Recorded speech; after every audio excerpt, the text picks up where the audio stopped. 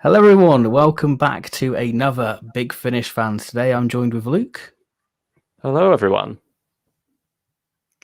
And we are here to talk about our top 5 Big Finish releases of 2021 so far. Now, this list could easily change by next week because the sheer output of Big Finish, this list probably won't be the same in December, which is the crazy thought with it all, really. Because I'm sure we'll do this in December and do like a top 10 and all that sort of stuff. So, Luke, while we wait for a few people to join, what have you been doing? I think it's pretty obvious what we've been doing, but let's have a little chat about that. Well, only today I got my first jab of the vaccine, so I am halfway there now. My arm's feeling a bit numb. Halfway immune from the Solarian plague. It's not going to affect you now, so you're all right. No. Yeah, and other than a bit of a numb arm, I suppose, I am doing fine side effects wise. I don't know if any are going to kick in tomorrow, but for now, I'm here talking about Big Finish, so that's all that matters. And other than that, I have been diving into the season 24 Blu-ray that's arrived.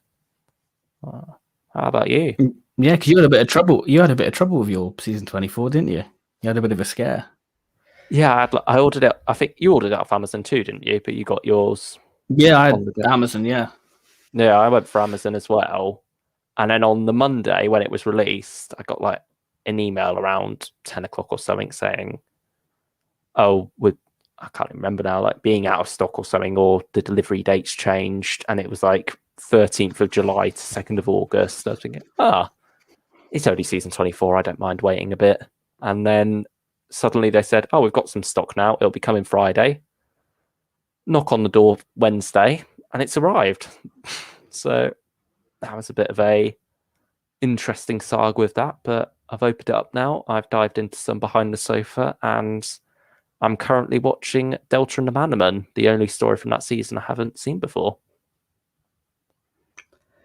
Yeah, I mean, the behind the sofa. I think this is probably my favorite behind the sofa because there's such a wide variety of people on there. You've got 3 doctors watching, whole load of companions. I just love grumpy Peter Davison because he's quite bitter about Georgia saying that Sylvester's, her favorite doctor. Yet she's never seen Sylvester. So it's a great way of winding up Peter and David together. So it's a lot of fun, and it's surprising how much Colin's enjoying it. Really, that he wants to be in Paradise Towers. Of all the stories, I think he has his grumpy moments too, though. Like I think he called Sylvester short ass at one point. All good fun. I think funny. Yeah. Funny seeing Michael Jason alongside him and having him be more like the "Why are you so mad about all this, Colin?" I feel like with Michael Jason, like you can just see him like nodding off and go, "Oh, what's happening now?" Yeah, like he's like your granddad. He's like your granddad or your nan at Christmas after they've had a drink and after they've had their dinner. He's just like napping in the chair now. Yeah. I remember Janet had a bit of like a tease at Peter at the end of Paradise Towers about like Peter complained about something, and she just went, "Would you really be complaining about this if this was you?" Or so I can't remember quite the context, but I remember Peter getting called out there was a very funny moment. It's all a good laugh, isn't it? Oh yeah, because they're like, it wouldn't have happened back in our day, because they were like finding plot holes in certain stories, weren't they? And they're like, yeah, that would have happened back in our day. We would have sorted that out in the run through or whatever, in the read through. So that's really quite fun to see that. As for myself, go on. Yeah, Pex, when his name is said, the laugh that he gets out of Janet. Oh man! And then Peter later seeming to think, he seems to think she said his name is Peck, and he was saying, "Where's the other Peck?" Poor Peter got a bit confused. Oh man! This is the guy who's calling out the plot holes. Oh, bless him. Bless him. Anyway, how about me, yourself?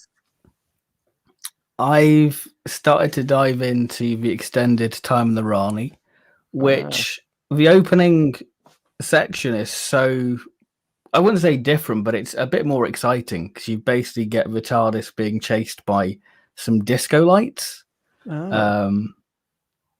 and sort of being shot by, the disco thing, and then you get an actual regeneration of Colin into Sylvester, which I think was a DVD Easter egg on the DVD, wasn't it? But they've put it in the extended cut.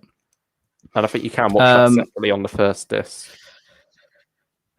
Yeah, you can, which is a nice little bonus, really. But it's nice to have it in the actual story, so you can have a whole lump sum of it, really. But you can tell what bits have been added because of certain, like, the picture quality slightly changes.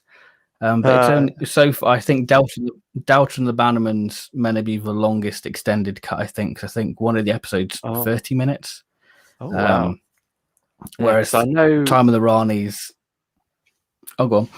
Yeah, I know. Watching Delta Part 1, I could sort of like feel that it feels very condensed, and like you could tell there's stuff missing. And so I'm looking forward to diving into the extended version of that eventually and seeing how that flows better when it's added. Have some scenes been rearranged in Time and Rani as well? Because I know with what is it, season 23, I watched the extended version of Trial, and some of that, it wasn't only deleted scenes added back in, it was some alternative takes and also certain scenes rearranged around that to make just the whole thing flow better and sort of be like how it was originally envisioned before it had to be cut down for TV broadcast. I don't know. I think it's the just extended versions of the scenes, isn't it? And I think it's had little bits added in. So I think it is very much what they shot and just what didn't make the cutting room floor. I guess it's a bit like what they did with Curse of Fenric, really. Yeah. But I think some of that was like rearranged. Movie edition. Yeah. Yeah. Yeah. I mean, it's looking promising. I mean, Time of the Rani, I have a lot of soft spot for. I think that's probably one of my ultimate guilty pleasures. I just love it. I don't seem to get the hate for it personally. I just think it's a little bit daft, and that's season 24, isn't it? A bit daft and what have you, really. Yeah, just a bit of fun, hopefully, at the end of the day. Well, yeah, that's the whole point of these box sets, isn't it? Because I think everyone sort of groaned, going, "Oh, it's season 24," but you're gonna have to get it at some point. And I think what they've put on season 24 in terms of special features certainly makes up for it. Because the Sylvester McCoy interview with Matthew Sweet, one of my favorites, actually. So I did watch the Katie Manning one fairly recently. Because what I like about the McCoy one is that it didn't focus too much on Doctor Who, if that makes sense, but it's more about the origin of his name, Sylvester. Oh, yeah, because that's not his you get a whole name, is it? Yeah, it's like Percy Kent Smith, isn't it, or something like that? Yeah, which is bizarre.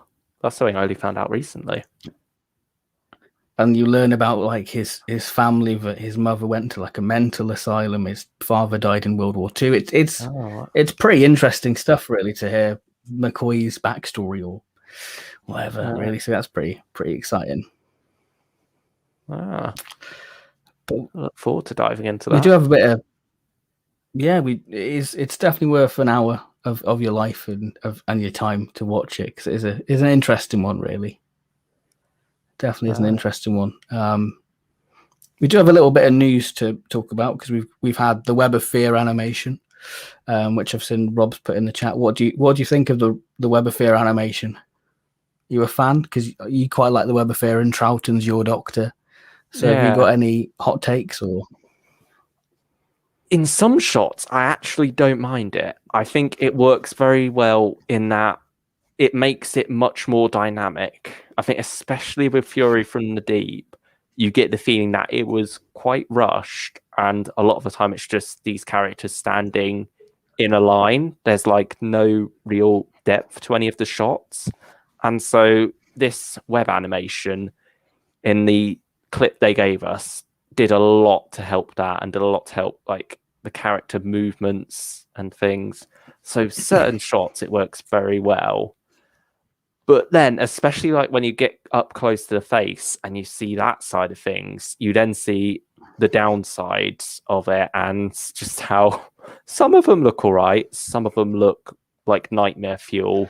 And Anne Travers, gosh, there's dead behind the eyes. There's nothing there. And then you've got Chorley What's the coming news in. reporter? Yeah, Chorley, his coat, Like, his coat like his flipping. arm isn't joined, isn't it? Yeah, it's really awkward. And it's just like, I can see the potential in this style, but also it has its drawbacks as well. And so I think for one episode I can live with it. It's not too bad, but I'm glad that with other animations, which I'm sure we'll talk about in a sec, we are at least returning to that style for one of them. And hopefully it will be more in line with things like the Macra Terror and the Faceless ones, where that had a bit more going on. We still haven't quite got back to the Moonbase level yet. And I think part of that is because it was outsourced. It was only 2 episodes rather than 4 or 6 or 7. But it seems I think a bit of a shame that they never went back to like the Flash animation of like the invasion, because I think that still holds up even like 15 years on. I still think that's one of the best animations they've done, really. That's probably my second favorite overall. I'd agree with that. Moonbase and the invasion for me, I'd say those are my 2 favorites of the missing episode stuff, really. I'm surprised they're bothering with what is it, color and widescreen for the web episode 3, because I'm surprised they haven't animated all of web, because they have a tendency, like the Faceless ones, just to animate the whole thing, even though we kind of don't need it, but they've done it. I think I can understand that with that, though, when it's the majority of the story missing, because then it almost helps the animation be the whole product, because that's what it is. Whereas with web and with things like Moonbase and the invasion, the animation isn't the whole product that you're there for. The animation is just like a substitute, really. Yeah, that's true. Yeah, it's very true. Cool. Rip into the web animation then. I know you're waiting for your chance to. I mean, I think that it's dynamically shot, like the way the shot is set up. I just think it looks a bit Thomas the Tank Engine, really. You know, I just, it, like, Briggs got little tiny eyes. I'm like, no, this is not, like, you look at the DVD cover and you think, my God, that looks really stunning. Oh, and you look at the animation, like, I know that animation is difficult and it's a time-consuming process, but Jesus Christ. Yeah. I mean, it kind of makes me regret, not regret, but it kind of makes me question, am I really going to spend like 30 quid on a steelbook just to have this weird animation? I am. I mean, you get some behind-the-scenes stuff as well that wasn't on the original. I think there's a new making of, and there's a couple of other little extras as well in there. It's like, it's finally there to go alongside the Enemy of the World special edition that we got ages ago now. I'm surprised it's took them that long to get web out, really. I thought that would have been one of the obvious choices to animate straight away, but I guess they were holding out for episode 3 to be found. Yeah, that's the thing. Well, that probably would have been a good one to have a go at, like, before diving in fully with even Macra Terror. Like, go for web first. I know they wanted to do Power first to get that in time for the 50th, but yeah, maybe after. And they had to redo it as well. Yeah. And it's still, I mean, it's an improvement, but I don't know. I've not watched it yet. I've not seen it. It's I've had it on my shelf for 6 months. Yeah, especially episode 1. But I think episode 1's complete rework, isn't it? Yeah, it's not a massive step up though. Like, I don't think it doesn't come close to Macra and Faceless ones. Do we know what team's doing web? Is it the Big Finish team, or is it Sun and Moon, or is it different? I think Big Finish rings a bell. I guess it would make sense, since they would have the character models from Fury. So I guess that would make sense. But then Sun and Moon are doing Evil of the Daleks as well. So yeah, that's a bit interesting. You excited for that? I am. That little. I mean, it's kind of one of the worst kept secrets, isn't it? I feel like we knew that was happening ages ago, and then Chris Chapman on. Somebody posted a photo of Chris Chapman in, I think, Snowdon. And he was like, and he put like a tweet about a week ago saying filming a Blu-ray documentary, and it's the Abominable Snowmen making of that he was filming. And that was leaked in the Eagle Moss magazine alongside Evil of the Daleks. So I guess Abominable Snowmen will be out February, March time, I guess. Yeah, that makes sense. I don't think we'll get two animations this. Well, we are getting two, but later on in the year. Yeah, I imagine the pandemic slowed it down a bit. But yeah, it's funny to think that they were leaked even before that, with the Mirror article said both Abominable Snowmen and Evil of the Daleks, and that must have been a long while ago now. But I'm glad that it's such a announcement for something that's coming quite soon. Like, we've only got to wait 2 months. Well, right at the end of September, so more like 3 months, but still not that long. Isn't it like 87 days or something like that? Yeah, when you compare to like how they usually announce them, they'll like announce it, give us like some short teaser that isn't even the proper animation, and then not give us a date for ages. I think that's what they did. I mean, it was just sort of glorious, really, to see that animation. Then you look at Webb and you're like, oh, that's a bit nasty. That it's just shocking to see how different creative teams approach certain things, and I'm really loving what I'm seeing from Evil of the Daleks. I'm definitely loving it, and I think it's one of those stories where they have to get it right because it's so highly regarded for fans, isn't it? It's the last classic Daleks. Well, no, it's not the last classic Dalek story. That's a lie. Last black and white story being done in color. Well, you've got unless Dalek Master Plan suddenly appears. But I mean, like the last, chronologically. Yeah, that's true. I see what you mean by. So I feel like there is pressure. Now. Sorry. Yeah, I got ahead of myself. I was thinking it's this big grand release, but it's really not. But yeah, grand release. Oh, it definitely it's Victoria's first story, so there we go. It is grand. Yeah. So it is an exciting release, and it's been an instant pre-order for me. So I'm definitely excited to listen to it. Well, experience it. I've listened to the soundtrack, loved every second of it. Even though I think one of the episodes is just Jamie wandering around a Victorian house. But can't wait to see that being animated. Oh, that'll be fun. Yeah, I think it's the same Dalek models as Power, isn't it? By the looks of it. Obviously, Rob Ritchie's done a fair bit of work on it, and he's done a good job, very good job. Yeah, I think in the trailer the characters do look a bit choppy, like it's not as fluid as their actions seem to be in Faceless Ones and Macra. But I'm hoping that's just the trailer, and it will flow much better when we get the finished product. Yeah, I think it's probably because it's been stylized in that way for the trailer, hasn't it? I guess. Yeah, they might have slowed down. I think with the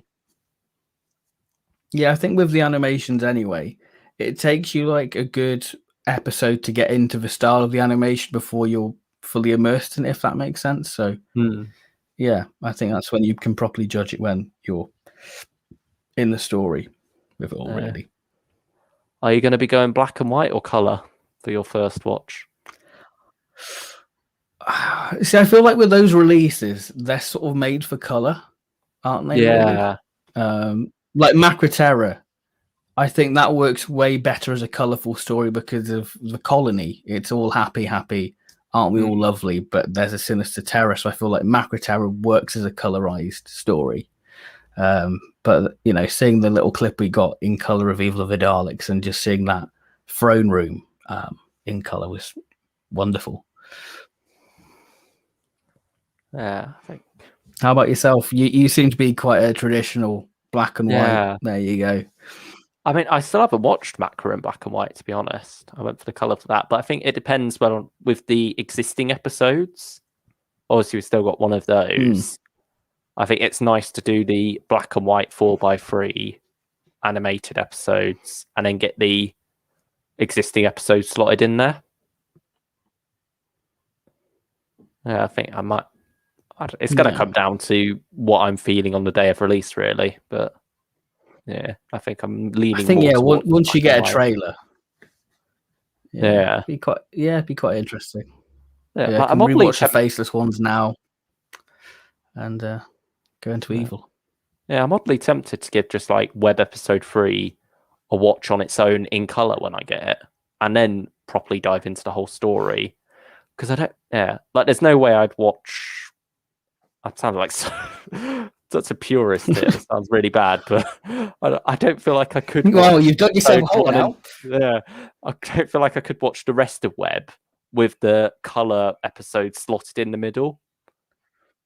I feel like I'd have to watch the color one on its own. But how about you? Would you commit treason? Would you watch it with the color one slotted in? Well, I'm a bit radical. I guess I would. I would. Blaspheme. But I don't know. Actually, I don't. I feel like with black and white, it does sort of hide a multitude of sins. So I feel like the animation you could get away in black and white. So I feel like it would make it black and white for me. See, I've only watched it in color, so I need to check out that in black and white to see how it works. Yeah. Maybe that's a stream we can do. We'll do an animation one. Yeah, talk about animation styles and stuff like that. This is already becoming one of them at the moment. Literally is. We're just talking about the animations, which is fine.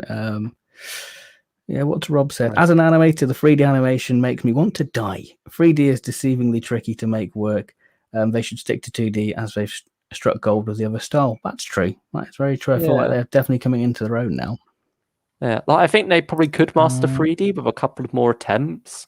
But do we really want to sacrifice some stories in 3D just to get some good 3D stories eventually? Because once that story's animated, they're not going to come back to it. I mean, I say that they came back to Power, but I mean, they could try the Space Pirates. I think that's one you can sacrifice. Yeah, or you can sacrifice the Space Pirates. Wheel in Space could work in 3D. Well, that's an interesting one because Sun and Moon started it, didn't they? Because they got commissioned by the BFI to do like a 10-minute cut down of episode 1. Yeah, so if they do go back, I feel like would they carry on with that style or would they start afresh? Do you think? I feel like it would just be cheaper just to use what they've got, really. Yeah, maybe. I think. I don't. But they've only got the sets for the rocket, haven't they? They never made any wheel sets. I mean, you've got the exterior of the wheel. If that's anything. But that's as close as you got to the wheel. Yeah. No Cybermen. Mind you, the Cybermen are hardly in it anyway. Yeah. It's still surprising that they haven't come around to that one yet, because that's the last Cyberman story to be released on DVD. You can see the sticker now, couldn't you? It's like the last Sarah Jane story on the Hand of Fear DVD. So you can easily see them doing it. You easily see that happening. But I think Galaxy 4 is meant to be after Abominable Snowmen. So we'll have to see, which would be nice to get Hartnell, get a bit of love. Yeah, I think he needs some at last. Also, I think we need to start. We don't want to use up all of Troughton just yet. Yeah, because like I said earlier today, I think we're just 4 Troughton stories away from having his whole era on our DVD shelf, which is mental to think about. Yeah, I mean 3 really, because we know 100% that Abominable Snowmen is happening, even if it hasn't been officially announced. It's just a wink and you're all right. We know it's happening. Zoe still hasn't got any yet. I mean, most of her stories. No, she hasn't. So that helps, but yeah. It's just Wheel and Space Pirates, isn't it, for Zoe? Yeah. I mean, we've been storming through, Ben and Polly stories. They got a lot of love in the, 2015 to 2020. Yeah, now we've finished Victoria now. Yeah. Well, yeah. Technically, we've finished Victoria because Abominable. Yeah, but we still got there we go. Highlanders and Smugglers for Ben and Pole. Yeah, that'd be quite interesting to see the Highlanders. Yeah, because they haven't done a historical yet. It'd be interesting to see if they do, because there's quite a few of them to go. Yeah, like the Massacre and Mythmakers. Yeah. I suppose one thing that's made it easier with a lot of the Hartnell ones is that it is mostly 4-parters that are missing. Yeah, that is true. Whereas Troughton mostly 6-parters. But they've practically done the main, 6-parters for Troughton, haven't they? Really, all the hard work's done. Yeah, I'm sure it's all hard work all throughout, really. But yeah, I know what you mean. Yeah, but hard you know work. What I mean. I'm not discrediting the animations because fair play to you and thank you for what you do because it makes the shelves look very pretty. Yeah, I mean Rob here in the chat's an animator, so you don't want to go slagging off animators. No, we appreciate anime, even though the Web of Fear one is a little bit, but we still appreciate your effort and your time that went into it. Yeah, definitely. Charles Edwards has asked, have you been to Time Fracture? No, I haven't because of COVID. Me neither. But I would. I mean, I would like to. I would like to go. Are you at all tempted? It's just something I've sort of dismissed, I suppose. Yeah, I guess because you weren't that invested in Time Lord Victorious. Oh no! Oh yeah, it's Tides Dark. I forgot about that. Yeah, Brian the Oud's in it. From the it's not a spoiler because he's in the press release, so he's there. I'm not spoiling anything. But I mean, I would like to go. I mean, maybe we should get like a lads trip down London and go to Time Fracture. Yeah, I guess. But how many is it in like a group that they do? I think there's. I think it's quite big.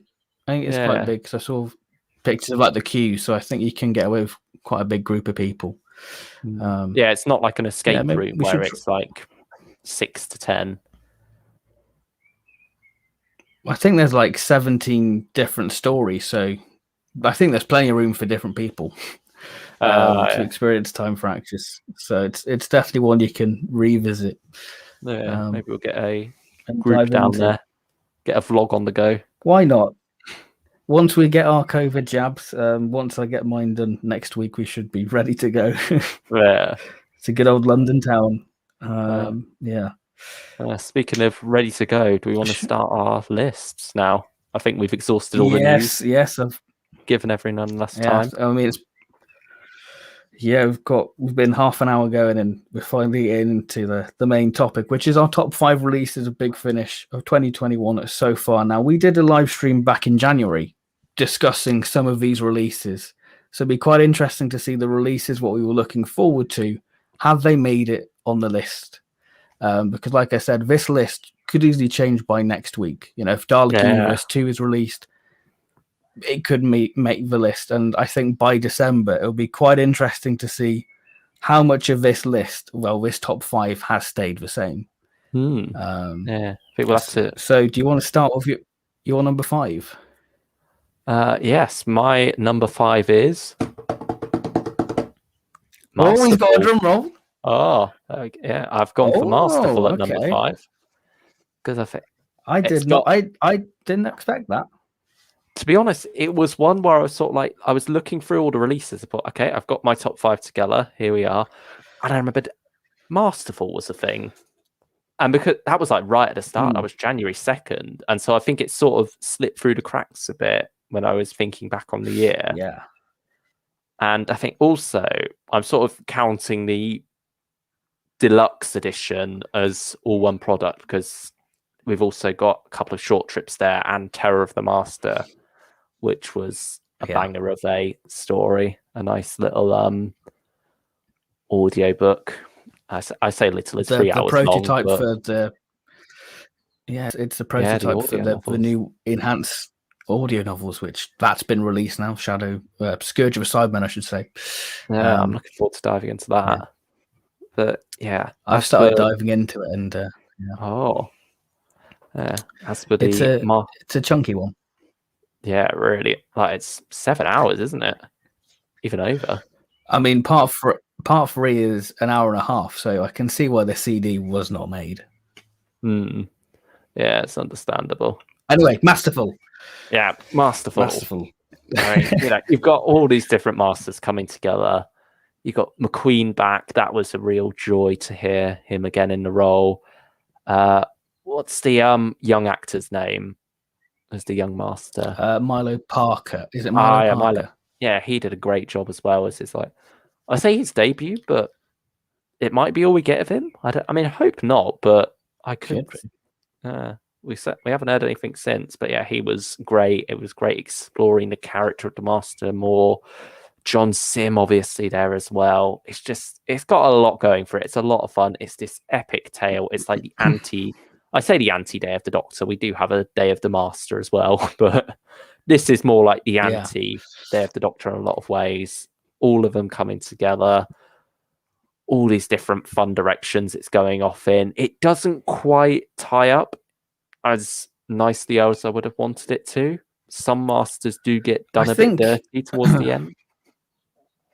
Yeah, that is true. That's very true. But I think the ending, from my perspective, if you're paying attention enough, the ending makes perfect sense. And I've re-listened to it twice. And it does make sense. And it's sort of the perfect ending for this world universe scale story, really. It does make sense. But yeah, I get why you think it's a bit unclear, and I think that you can certainly see certain masters are prioritized, like Jacoby. I mean, why wouldn't you prioritize Jacoby? But yeah, certain masters like Eric Roberts and I feel like Milo Parker are sort of done a dirty in the second act, really. Yeah, certainly are.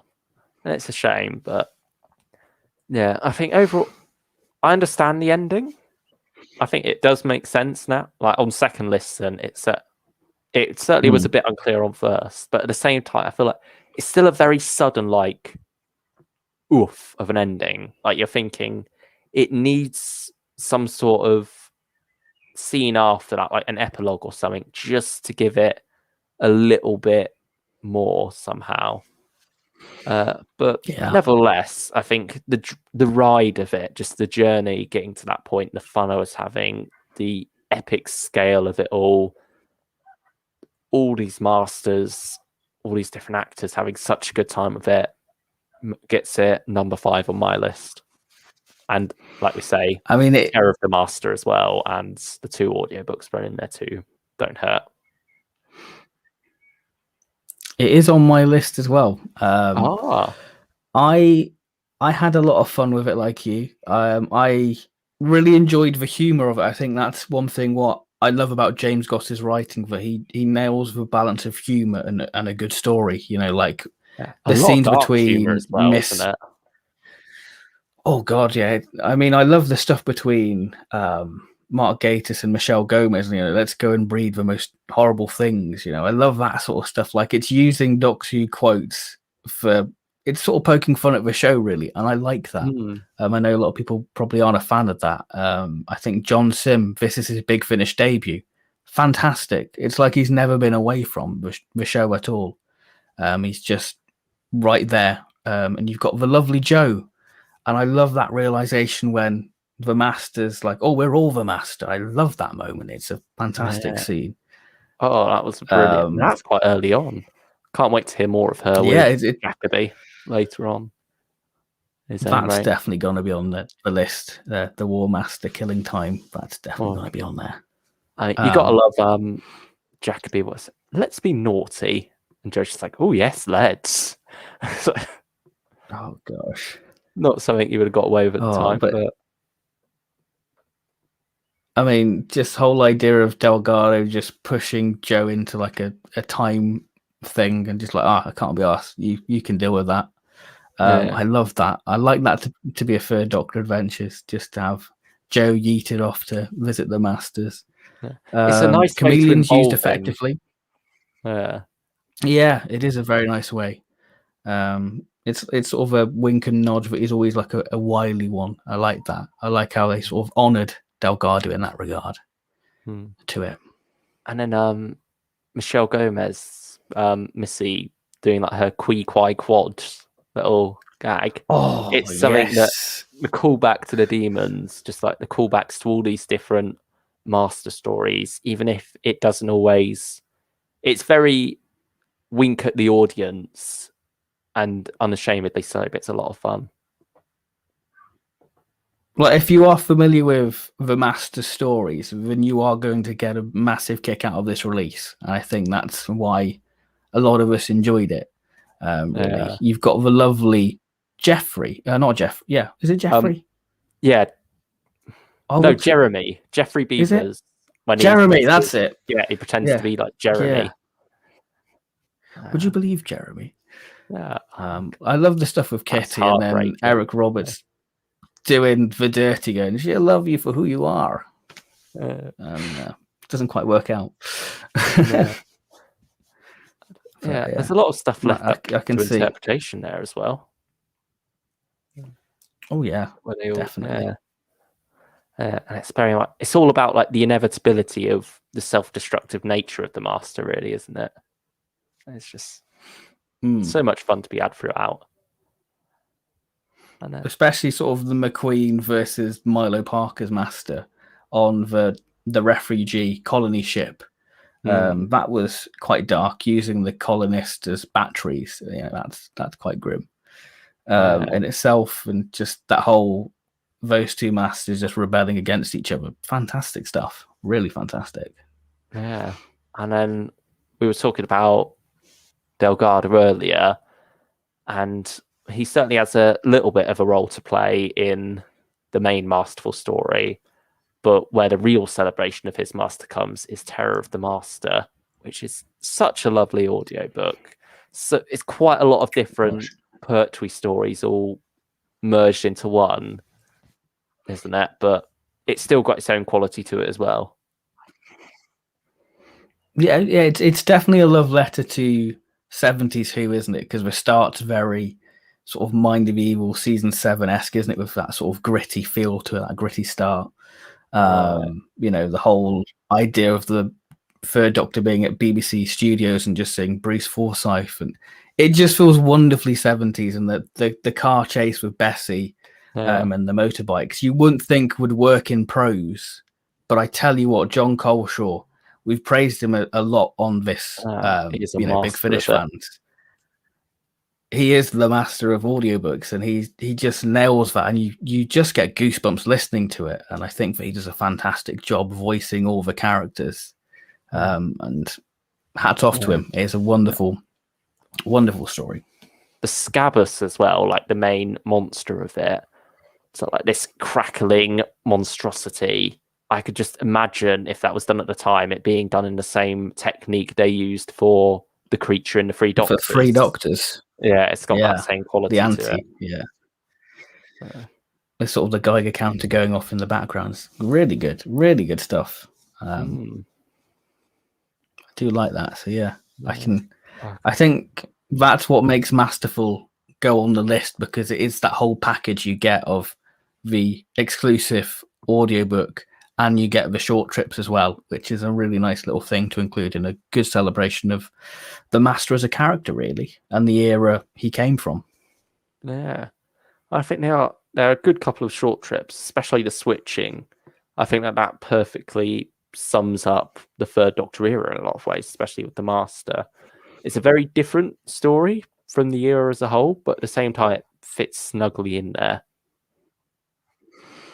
It's sort of playing on the sense of that upmanship that, I've got a bomb. I've got to diffuse, I can diffuse your bomb. It's that sort of stuff. It's that sort of Tom and Jerry type of feel you get with that story, I feel. Yeah, very Terror of the Autons, because the whole plot of that story is just them one-upping each other, really, isn't it? Like the main a lot of the stuff that goes on doesn't even have anything to do with the Auton invasion itself. It's all just the Master and the Doctor having like this game of cat and mouse. And it's wonderful. I do love it. I really do. What's your number 5 then? My number 5 is something I wanted Big Finish to do for a long time, and it is Dalek Universe. I've loved the 10th Doctor Big Finish stuff. I've loved the volumes we've got, but I've always wanted the 10th Doctor to have his own series like McGann, like his equivalent to Dark Eyes, and I feel like Dalek Universe is very much setting up the groundwork to be the next Dark Eyes for me. I really enjoyed it. I think that, as James would say, the vibes were immaculate. And I think that's what I like. You can really picture it being in that sort of gap between the 2009 specials. The stories are brilliant. There is so many twists and turns. It is a real roller coaster of a ride. And I'm surprised that the leaks and the surprises haven't been out there on the internet, really. I think that people have been so respectful of this box set with the twist in The Wrong Woman. I think that's your main enjoy, because you get the whole setup of it. The cliffhangers are some of the best. I feel like John Dorney is the cliffhanger king, from the 4th Doctor Series 8 stuff to Primord. He just knows how to make a really good cliffhanger, and he set up Dalek Universe, opening 2-parter with a real bang, with the 10th Doctor basically being flung into the world of Terry Nation, because the Daleks are barely in Dalek Universe so far, even in Dalek Protocol and the River Song box set. I think they're only in one scene, aren't they, in Dalek Universe 1? In a little... Yeah, like right at the end of... Yeah. Like, it's pretty much all in the trailer, isn't it, that one scene? But still. Yeah, pretty much. So, yeah. And then you get the wonderful character piece of House of Kingdom exploring more of Anya and her background. And I think that this is going to be quite a common theme within Dalek Universe. I feel like each box set is going to have a character piece story, because I think, is it Cycle of Destruction is going to focus on Mark? So I think that it's great that we're fleshing out these two companions of Mark. Well, Mark 7 and Anya Kingdom. And obviously the Doctor's going to get one. And I think that Dalek Universe 1 is David Tennant's best performance as the Doctor on Big Finish, especially when he's contemplating that he can bring the Time Lords back and Rose back.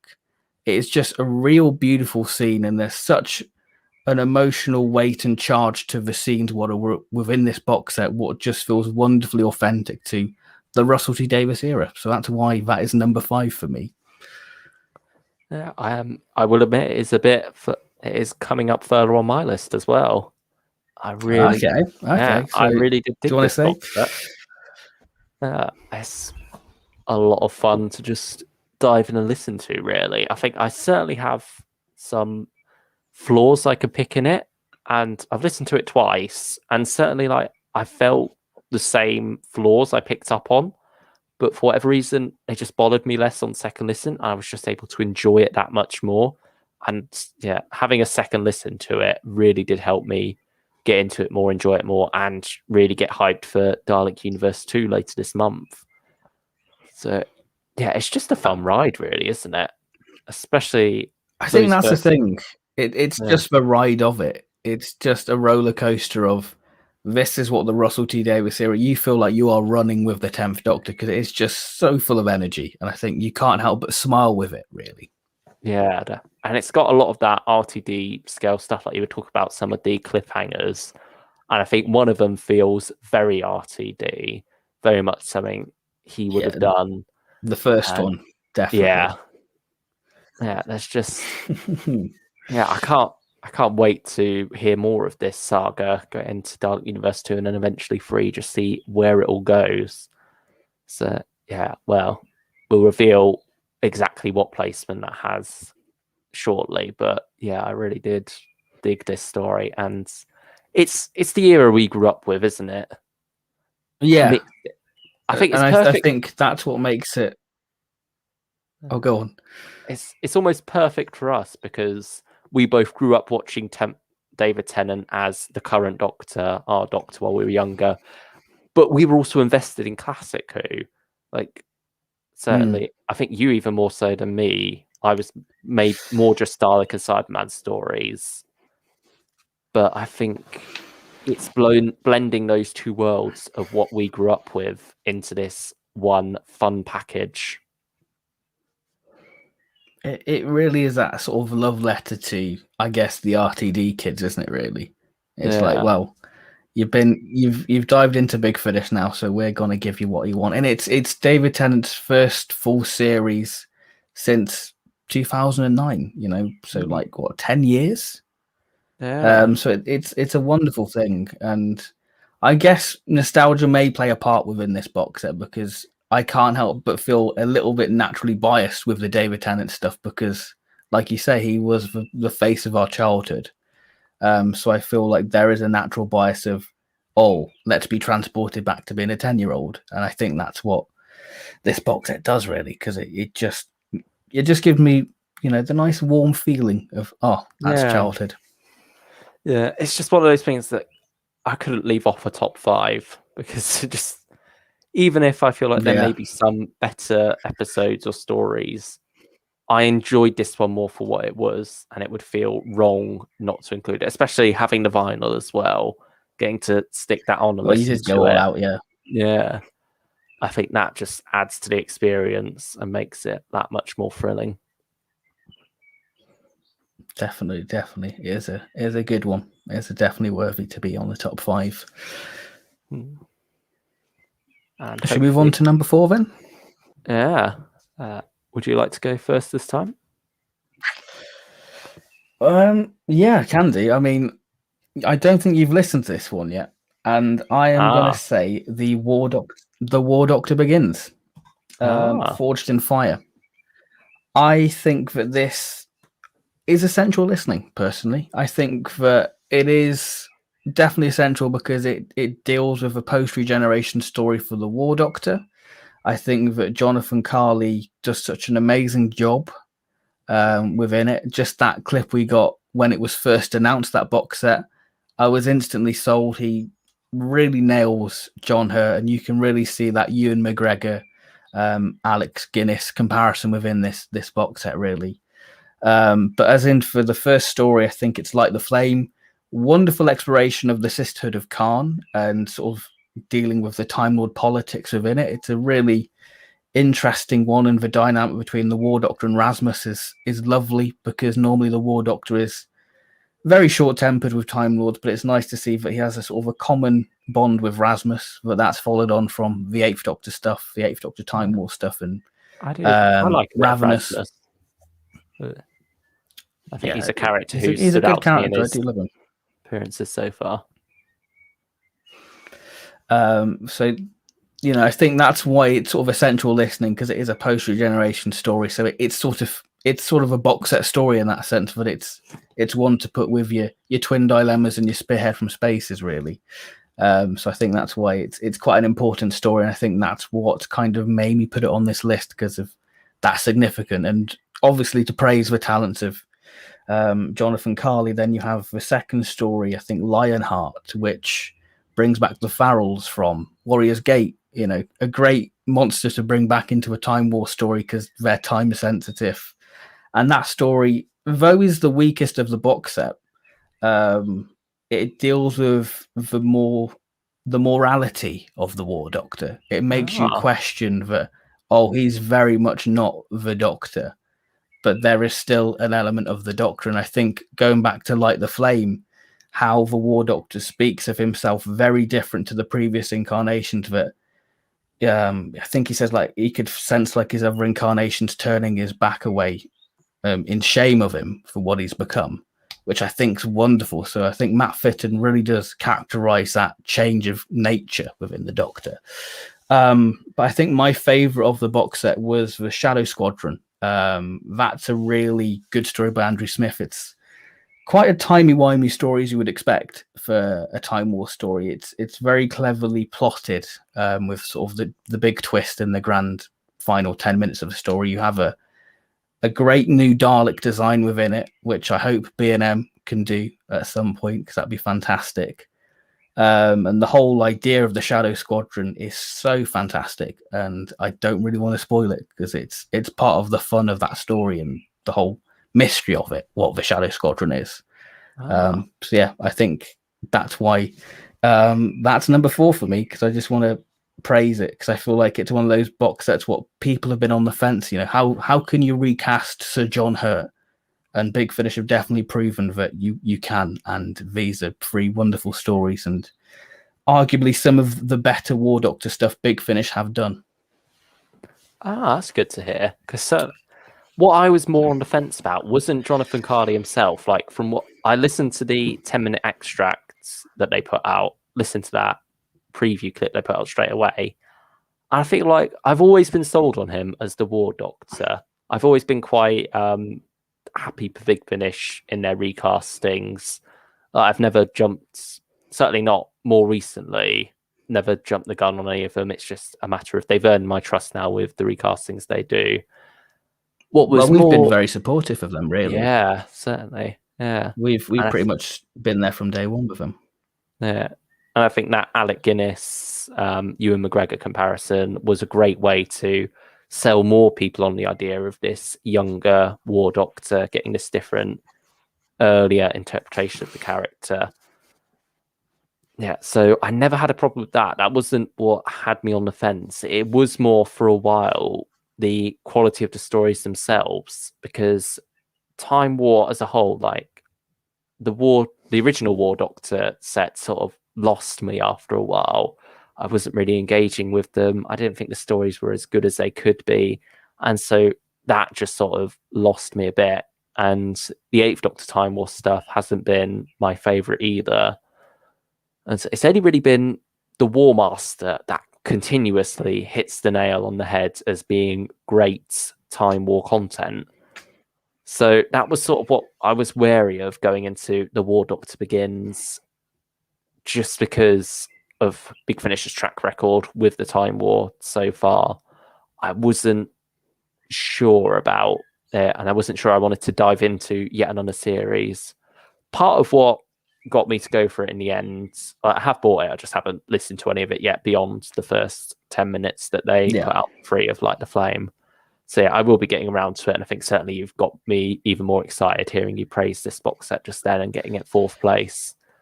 But yeah, as for sorry, I've just completely lost track of what I was about to say there. Oh, you had a brain fart. It's fine. Yeah, but I totally get what you mean by the Time War stories, because normally in a Time War box set you have that one standout story where you're like, oh, that was magnificent.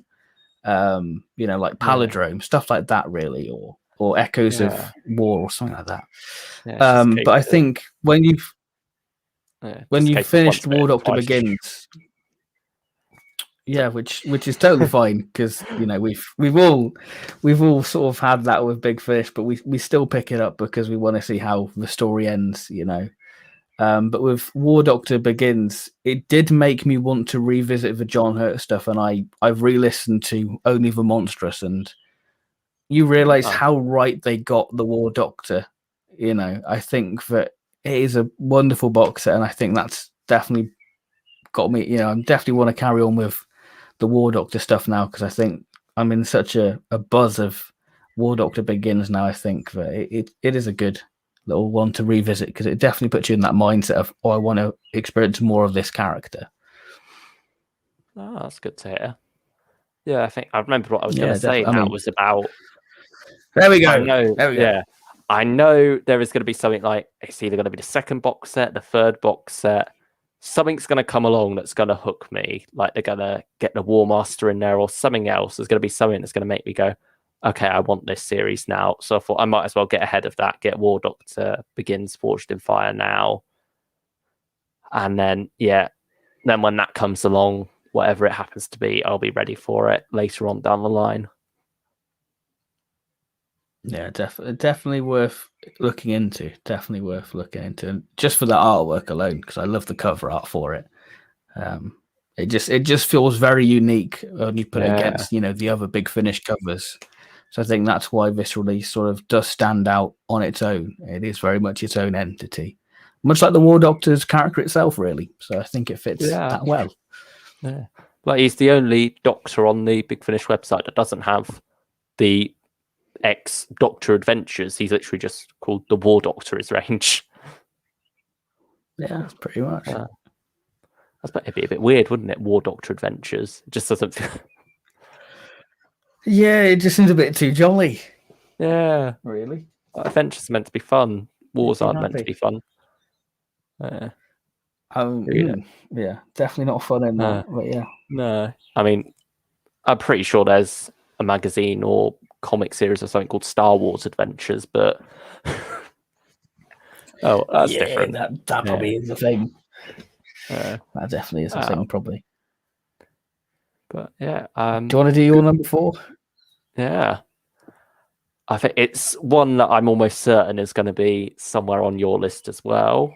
It is Ravagers. Adventures one. Okay. You'd be right on that. I've slotted it in at 4th place because I feel like once we get more Eccleston stuff, it will I'll be less enamored with it just because this is all we've got of Eccleston at the moment. It's a fun ride. There's a lot of good concepts in there, a lot of good stuff, but it's got some flaws as well, especially later on in the story towards the end. But for me, I still have a really, really good time with it. I think it's great stuff. And it would be wrong to leave the 9th Doctor off a top 5 list after all the hype we've had for him. I feel like I couldn't, in good conscience, not put Ravagers somewhere on this list. So it's coming in at number 4. Yeah, it's kind of interesting with Big Finish because the story of Ravagers is basically the start of Dalek Universe, the Doctor being displaced and all that sort of stuff. So in your eyes, Dalek Universe does that better, which is very interesting. But yeah, I mean, Ravagers for me, I think is a bundle of energy and joy and just a sheer joy to hear Eccleston because it's been a thing what we've all wanted. It's been on our wish list and thinking, will it ever happen? But it has happened. And like you said, I definitely think that Ravagers isn't going to stay as highly regarded because I think we are going to get better Eccleston stuff in the future. I think that Ravagers is a part of Big Finish history. I think you're going to pick up Ravagers just to have a slice of Big Finish history. I think that the Sphere of Freedom is definitely a delight. The format of it, that they are basically 45-minute episodes. I can see why Ravagers is on the list. So yeah, it's a good one. Definitely worth to be on the top 5 list. I also, in what you just said about the similarities there between the opening 2-parter of Dalek Universe and Ravagers, I actually do feel like Ravagers does the concept better, to be honest. Okay. Only slightly. I feel like with Dalek Universe it all becomes a bit of a mess and just loads of different things happening on audio, all being thrown at you, and sort of a bit bleh. But I feel like Dalek Universe 1 has more going for it otherwise. It's got more engaging characters for me with Anya and Mark. I think there's some great witty lines in there and some interesting character moments as we delve into House of Kingdom. And Ravagers doesn't quite have that stuff on that level, although it does have a lot of fun with the concept, really. And I think it plays with it more throughout the story, whereas Dalek Universe 1 keeps it more of a mystery as to what's going on in that opening 2-parter. And so, yeah, I think they're both very fun rides, though. And yeah, just as James would say, vibes were immaculate. It really does hang on those 05 vibes. You definitely are transported back to that trip of a lifetime because it is, the start of the story, the Doctor is in a moment of triumph. So you're elated. He's like, oh my God, it's Eccleston and he's winning. But that soon quickly changes and you have so many excellent cliffhangers like this. The cliffhanger at the end of Sphere of Freedom is so wonderful.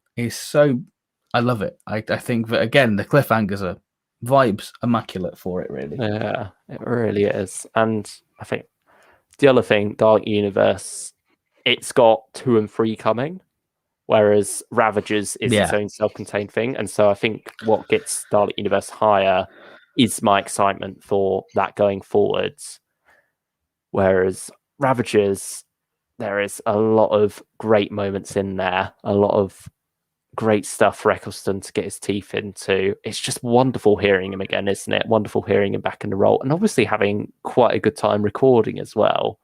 I love some of the moments in Leicester Square with the Roman Legion suddenly transported there. I think that stuff, particularly Spear of Freedom, the highlight of the set for me, has so much good stuff going on, and it feels like this almost strange in-between of classic and New Who. Like, the Time War's over, the Ninth Doctor's on his travels, but we're not quite at full new series style yet. Yeah, we're not quite past Rose. Like, when she gets introduced, that's when that really becomes New Who. So for now, this is sort of this proto Doctor Who, and it's its own little corner of the Doctor Who universe, really, that Big Finish are carving out. And I love that instead of slotting into another era, they're making one of their own for the Ninth Doctor.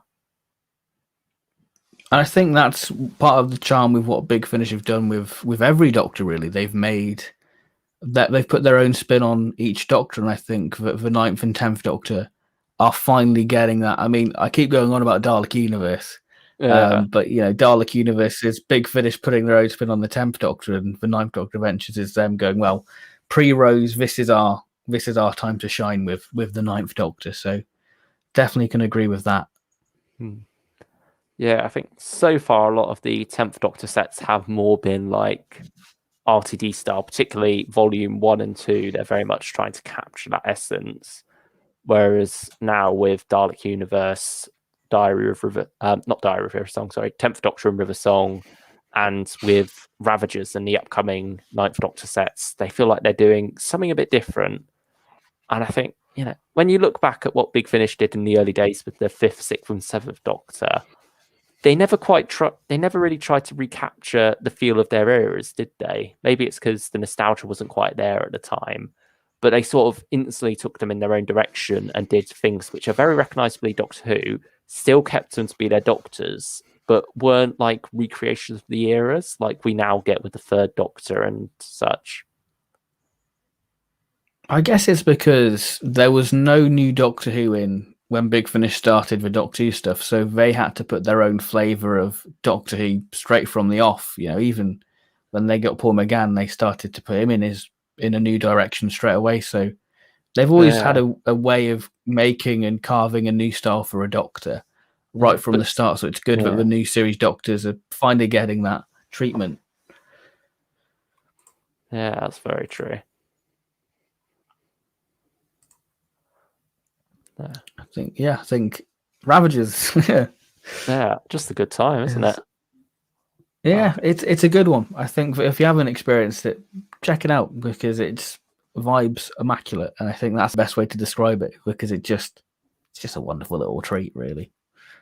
Yeah, I think especially if you're like around our age, Eccleston was the first new Doctor you experienced. I mean, it was my first Doctor in general. Was it the same for you, or had you had a bit of Pertwee before then? Yeah, he was my first Doctor, so it's a big deal for us 2005 fans, because he was the Doctor what grabbed our hand, and we've been running with the show ever since. So it's nice to have Eccleston back and run with him once again for a few more adventures.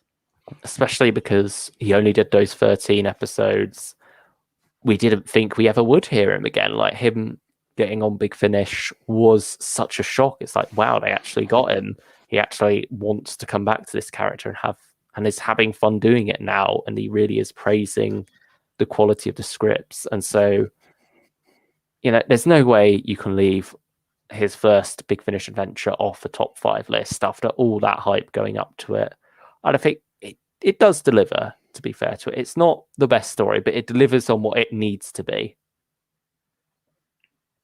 Yeah, I think because Eccleston's having fun, you're having fun. So I think that's a good way of summing it up, really. Yeah. Because I think Eccleston is the main spectacle. You're not really focusing on the story. The story, it's wrong to say the story comes second, but you're mainly focusing going, oh my God, it's Eccleston, because your mind's so busy going, is this a fever dream? So you sort of forget about the story in that way. But it's one of those box sets, I will say, what does benefit on re-listen. I think the more you re-listen to it, the more you get out of it. Yeah. So if you feel a little bit mixed about this box set, have a little bit of time away from it, re-listen to it, because I was a little bit iffy on it, because I guess there's a problem with these releases that you can overhype them, and I guess everyone was so excited for it, and I guess I probably overhyped it a little bit too much, but then I was a little bit iffy, and then I re-listened to it before we did our little review of it, and my opinion changed on it completely, and I love it. I'm still waiting for the vinyl to show up so I can give it a re-listen on that, stick it on the turntable and give that a go. Same, yeah. I'm still waiting for the vinyl. Apparently it's been delayed, so hopefully we'll get it by August. Yeah. Which would be nice. Fingers crossed. Hopefully we'll have it soon. Yeah.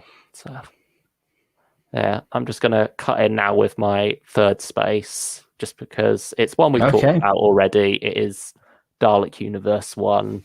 We've said all there is to say about it, so I just thought that's my third place. I thought I'd get that out of the way before you dive into your third place. My third place is a lost story, and it is Return of the Cybermen. Now, this isn't the best story in the world. Let's be real. It's not. It's a story. I think we've said it before that the stories necessarily aren't the greatest. They're not 9, 10 out of 10s. But I enjoy it because I had such a fun time listening to it, and I think that's what Return of the Cybermen is.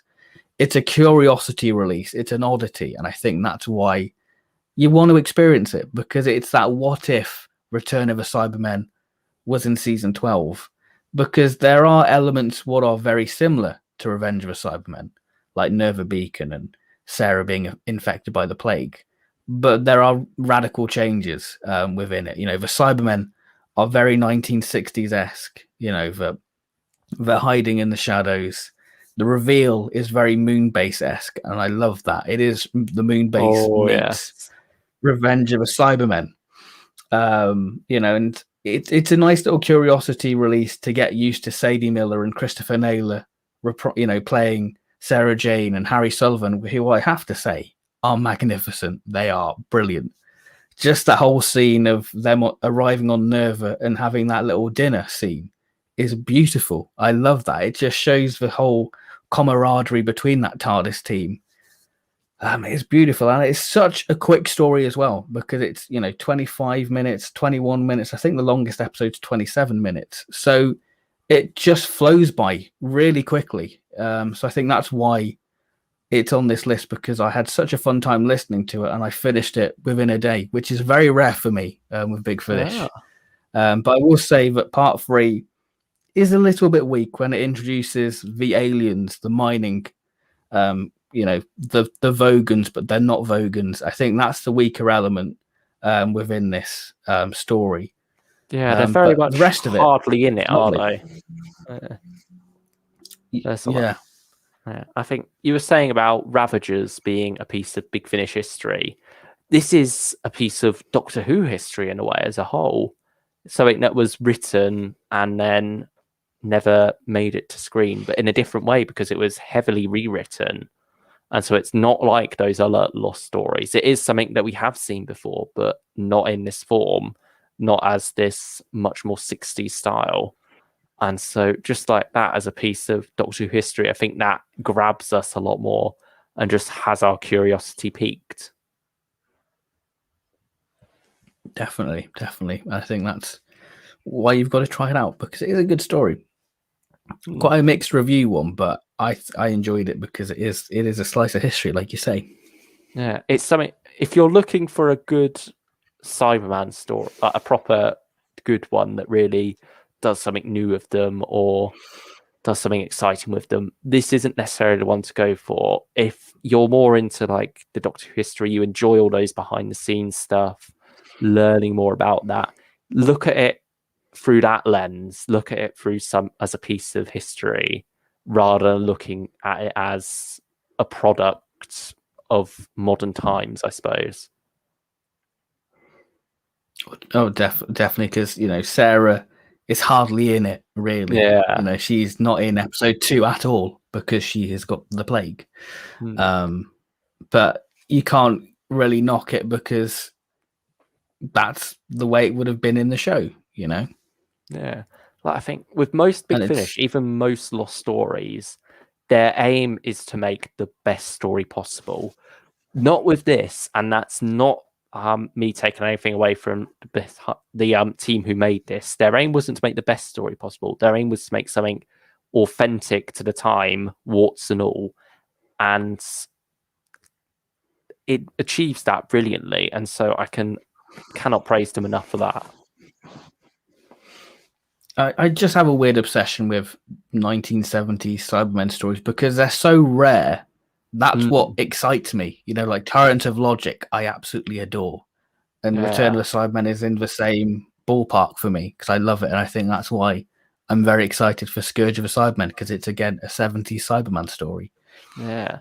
I love a lot of the 60s stories as well, like Moonbase and Invasion are some of my just ones. I recognize some flaws, but I can stick them on any time and just have so much fun with them and just enjoy the feel of it, the vibes again, and just the atmosphere of it all. And Return of the Cybermen has a similar quality to that. It captures that atmosphere perfectly, even if the plot isn't definitely like the end of part 1. Definitely, yeah. When you've got them going through the lockers, yeah. And then also during part 2, when the Cyber Leader bursts out in the wall, you can imagine that being similar to a Tomb of the Cybermen moment. Yeah, it very much pays homage to early Cybermen stories. So I think if you're a fan of 60s Cybermen, then you'll have a little bit of a kick out of it, really. Yeah, definitely. And Plague as well, that's something that makes it into Revenge of the Cybermen as well.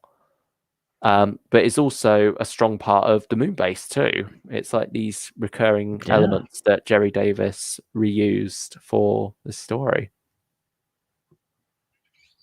And isn't it like the X-ray machines and stuff like that as well? Oh, yeah. So like going back with to the radiation.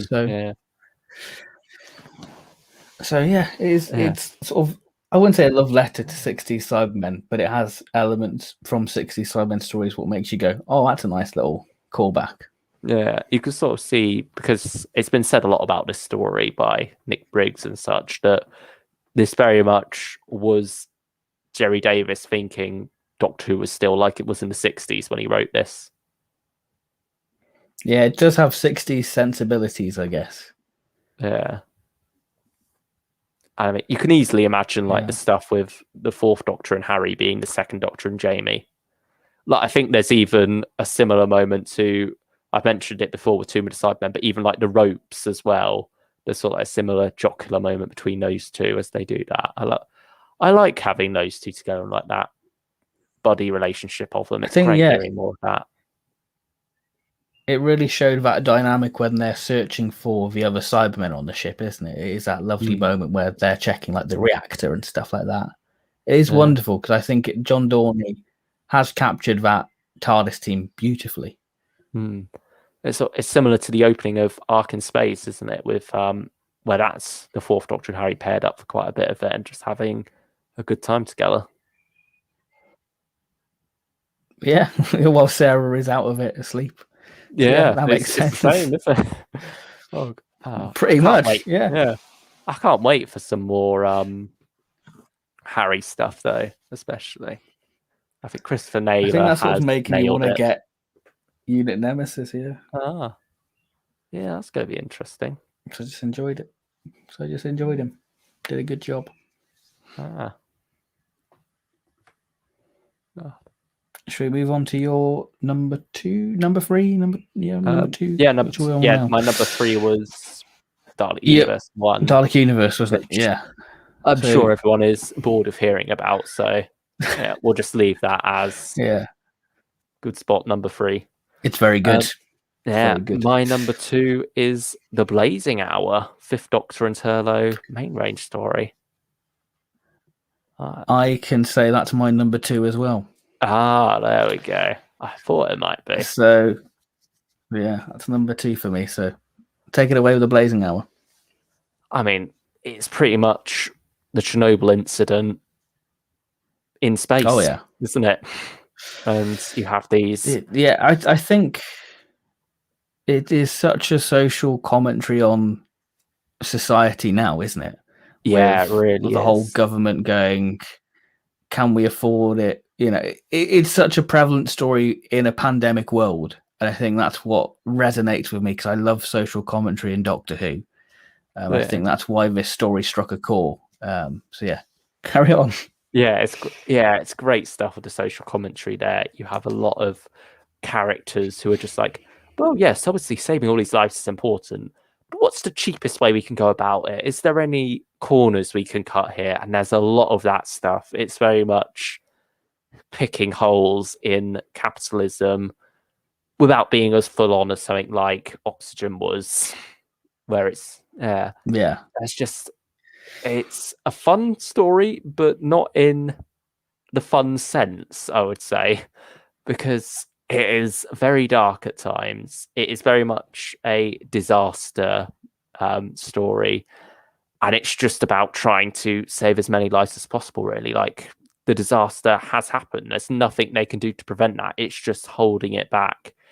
And you get some grim visuals in there as well. It's like not the time winds and like the creature on the cover. The sound design for that is horrible. Like the tour guide. Yeah. Like Montgomery, that's a tour guide. Horrible stuff. Yeah, and you even got some comments on colonialism in there as well. And it is a very layered story. It's got some good character moments for Turlough as well. Some great character moments for the Fifth Doctor too. He spends a especially lot with Violet. Yeah, Violet Hardacre. Because Violet really manipulates that form of loss and grief with the Fifth Doctor.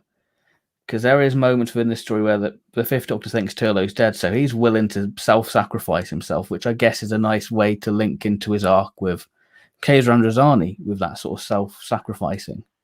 Yeah, he's the one who will detonate the bomb. Yeah. And you can very much feel the frustration from both him and Turlough at a lot of these people just not doing what needs to be done. It's obvious what the solution is. It could easily all be sorted, but the obstacles in their way is people wanting to save money, people not wanting to spend it to save lives. And there is just so much great drama that's drawn out of that. So many great moments for Turlough trying to escape this facility that's falling apart and then eventually having to go back in there. And, him very much facing up to the idea, is he a coward? Can he do what needs to be done? And it works very well with the Fifth Doctor and Turlough both being aliens. They're not humans. This is all very much like a human colony and human ideas. Human greed is the enemy here. And so it's a story that might not have worked quite as well if it had been the Doctor and a human companion, but having it be both of these outside observers commenting on it just adds that little bit more for me. It's a great story for both of them. A very dark story, one that really took me by surprise, because I remember listening to the trailer and not being too sure about it, but then coming in to actually listen, it is incredible stuff. And James Kettle as well. I'm pretty sure it was James Kettle, wasn't it, who wrote this? Yeah, was him. Yeah, he's more of a comedy writer usually. I like even some of his stuff before in Big Finish. I think he wrote a Diary of a Song story. That was more of a comedy story. Aimed at the Body. That was. You do have elements. Yeah, you do have elements of comedy in there. It's like when they arrive on, is it Fawn or something like that? It's like, oh, we've got this park from Peterborough. Like Peterborough's this exotic place in the world. There are elements of comedy within it, but it's kind of darkened by this whole high sci-fi disaster movie, isn't it? Really, it's got some high sci-fi concepts with the whole particle using the atoms to create energy because it's the whole sort of energy cycle. It's the power plant of the human empire, this whole thing. So you can see why this is a big deal. There's that brilliant line from the Doctor. It's like, you are running light bulbs off the forces, the space-time vortex or something like that, or the forces of the universe. I can't remember quite what he says, but it is a very well done line. But yeah, James Kettle, I'm assuming it might not be his first time stepping outside of comedy, but it certainly feels like something that's very different from his norm. And he's done magnificently with that shift. And I think it has its funny moments, but no more than a usual Doctor Who story was. It's got these moments of levity surrounded by these quite dark, chaotic events. I think as well, putting the Fifth Doctor in that scenario, because he's a very human Doctor and a very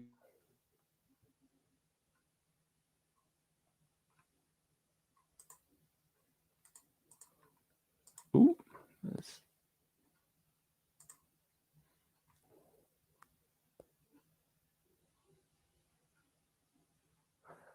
I'm not sure if Ben has gone there or if I'm having some issues on my end. Okay. I'm just checking the stream now. It looks like it is me here on my own for a second. So I will just, hopefully Ben will be back in a minute or so. I'm not quite sure what's happened. He seems to have frozen.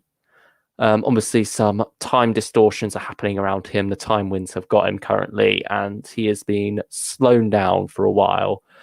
But he should, well, I'm crossing my fingers, he should be back momentarily. But yes, if you have not picked up The Blazing Hour, I would highly, highly recommend it. There are so many strong moments in there for the Fifth Doctor and Turlough, and it is a lot of just dark stuff, a lot of gritty stuff. You can really visualize so much of it. Like this very, like, I've compared it to Chernobyl before, like the incident, and also, you know, the TV show that was made recently. Maybe that had some impact on this idea coming to the forefront. But you can sort of imagine it having that 80s aesthetic, I suppose, as just everything goes to shit, really. Yeah, it is. Oh, I'm back. There we go. He's back.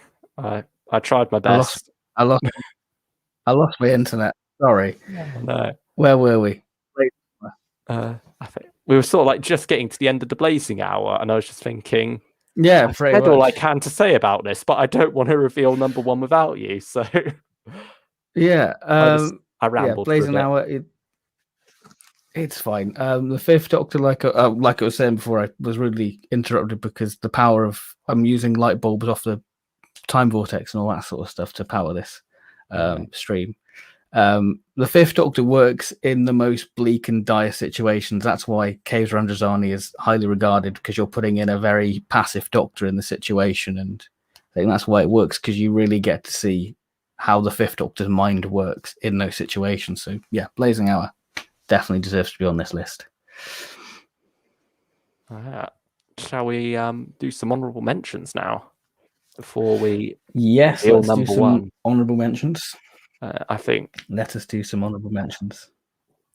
I'm pretty certain we've got the same one at number one. Okay, we'll draw it out a little bit longer. Yeah. So, okie doke. That's it.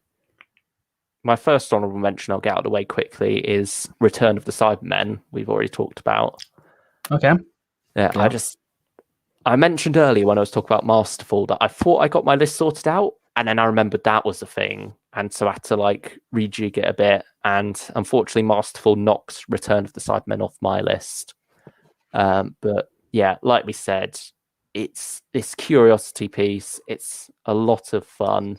It's not the greatest story. It's not this massive reinvention of the Cybermen. It's not this lost classic, but it's just a piece of Doctor Who history that is fun to dive into. I mean, we've said 2 of my honourable mentions. Masterful is on my honourable mentions. I thought it was a great one. Another honourable mention is the Ninth Doctor, which I feel so dirty putting in an honourable mention. Like, how dare I put Christopher Eccleston in an honourable mention? But it just shows the sheer amount of good stories we're getting this year, really. 2021 is just such an exciting year for Big Finish, and 2022 is looking to be as exciting. So I feel so wrong, but I feel like there are better Eccleston things coming. And my other honourable mention is Out of Time 2, The Gates of Hell. Another Cyberman release. I loved the pairing of the 5th Doctor and 10th Doctor. I thought that was great. The story is a little bit more complex compared to Out of Time 1. I think that it doesn't feel as special as Out of Time. I feel like there is more of a story to enjoy in Gates of Hell than there is in Out of Time. But I just had a lot of fun with it. I think that's what it is. I think there are grim moments within it, especially when they arrive at like the Paris archive. I think that is a wonderfully grim scene when they go inside the tent and it's just full of dead bodies. But I just wanted more of it. I just wanted more from it personally. I wanted a bit more Cyberman action, a bit more body horror stuff, but still a very good one. Yeah, so it's very much like you have the Cyberman action towards the start in the alternative future, but then after that, it's only really the one Cyberman and they fade away a bit, don't they? I think Mark Gatiss does a brilliant job being... I don't really want to spoil it, but he does a good job of what he does, playing a different character. The same character, but... as well. For like different points in his life. Definitely. Yeah. There's a lot of timey-wiminess in this one. I loved what's Turner, as Tennant said, but I've actually forgotten it. It is Tanya, isn't it? No, Tina. Tina, yeah. It is Tina. Tina. You're getting mixed up with Stranded, yeah. Yeah, I'm doing the 10th Doctor there. But is it Tina? Yeah. Yeah. She was great as well. I would not mind seeing or hearing more of her, actually. I think she was a great addition.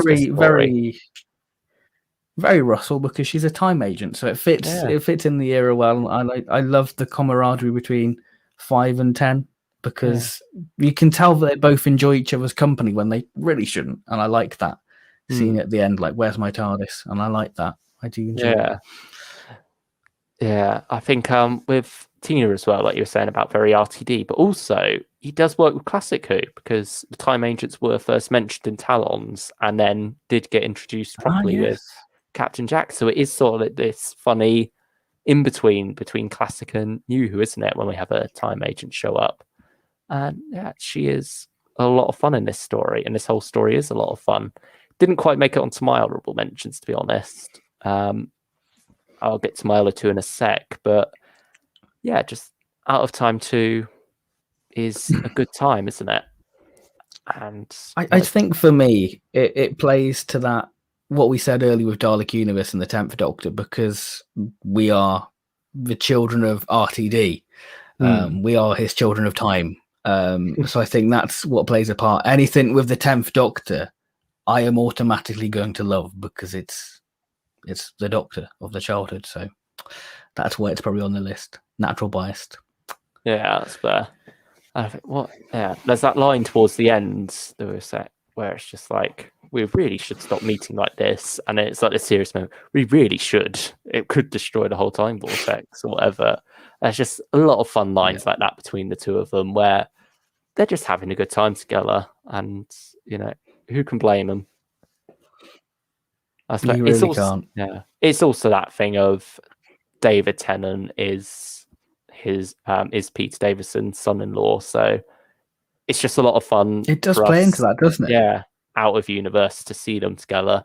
You almost are surprised that Georgia Tennant didn't get a role in this. Well, she could have played Tina. That'd have been interesting. Interesting hearing her put on an American accent.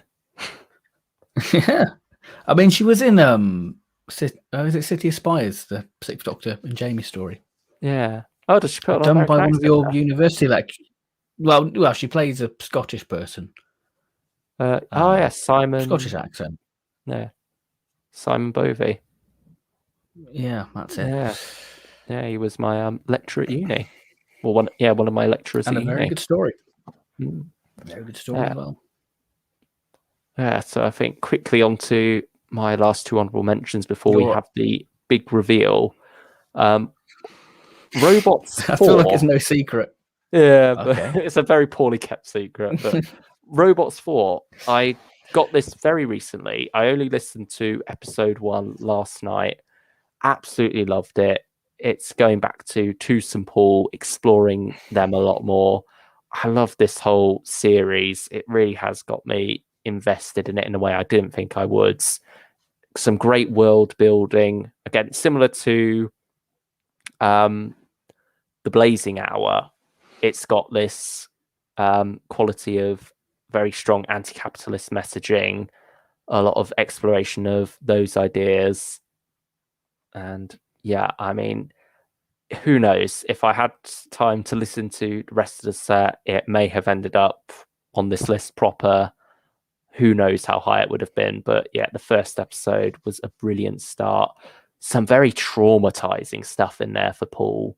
Like, you really get to dive deep into his robophobia. Some great reveals as well. One thing I love about this range is that most stories will have some kind of reveal in them that makes you look back on everything that's come before slightly differently. And everything before still works on its own when you listen to it the first time, but it very much makes you want to go back and re-listen. I have done one re-listen already so far of the first two sets and picked up on so many more things that set up what's to come later. And so there's great quality storytelling like that, as it's all interlinked, this whole amazing world we're exploring. So I can't wait to polish off this box set and then eventually dive into the last two. But yeah, my other honorable mention is Stranded 2, another live story. It's mainly on here because of Unit Dating, the second episode of the set. I just had such a great time with it. If you remember the stream we did, we had a couple of other. Well, no, it was just James, wasn't it? Yeah, it was the three of us. Yeah, the three of us on there talking about that. We really absolutely praised Unit Dating, and with good reason. It is a very fun story. It's got the Brigadier, it's got Ogrons, it's got a very touching love story. It's got everything you could want. It's such a simple but effective tale. And yeah, I unashamedly adore that story. It is brilliant stuff. Well done, Roy Gill. The rest of the set, a lot of it's very good. Some of it less so than others. I think the third episode, I'm not as big a fan of. What's the name of that one again? Baker Street Irregulars. Yeah, that one felt a bit more iffy for me. It didn't quite land as well. But yeah, I think it's the rest of the set that's keeping it off the top 5, but is still doing very well. But yeah, I cannot praise Unit Dating enough. But yeah, well, that's all for me in honorable mentions. Yeah, I mean, Stranded 2. It's wrong. I enjoyed the box set, but it never really crossed my mind, which is so bad. Because I really enjoyed Stranded 1, and I enjoyed Stranded 2 even more. I think that it's expanding the house. The house people of the people who live in Baker Street a lot more, like the sisters. I'm just going to say the sisters because there's something going on between those two, and then obviously the old couple of.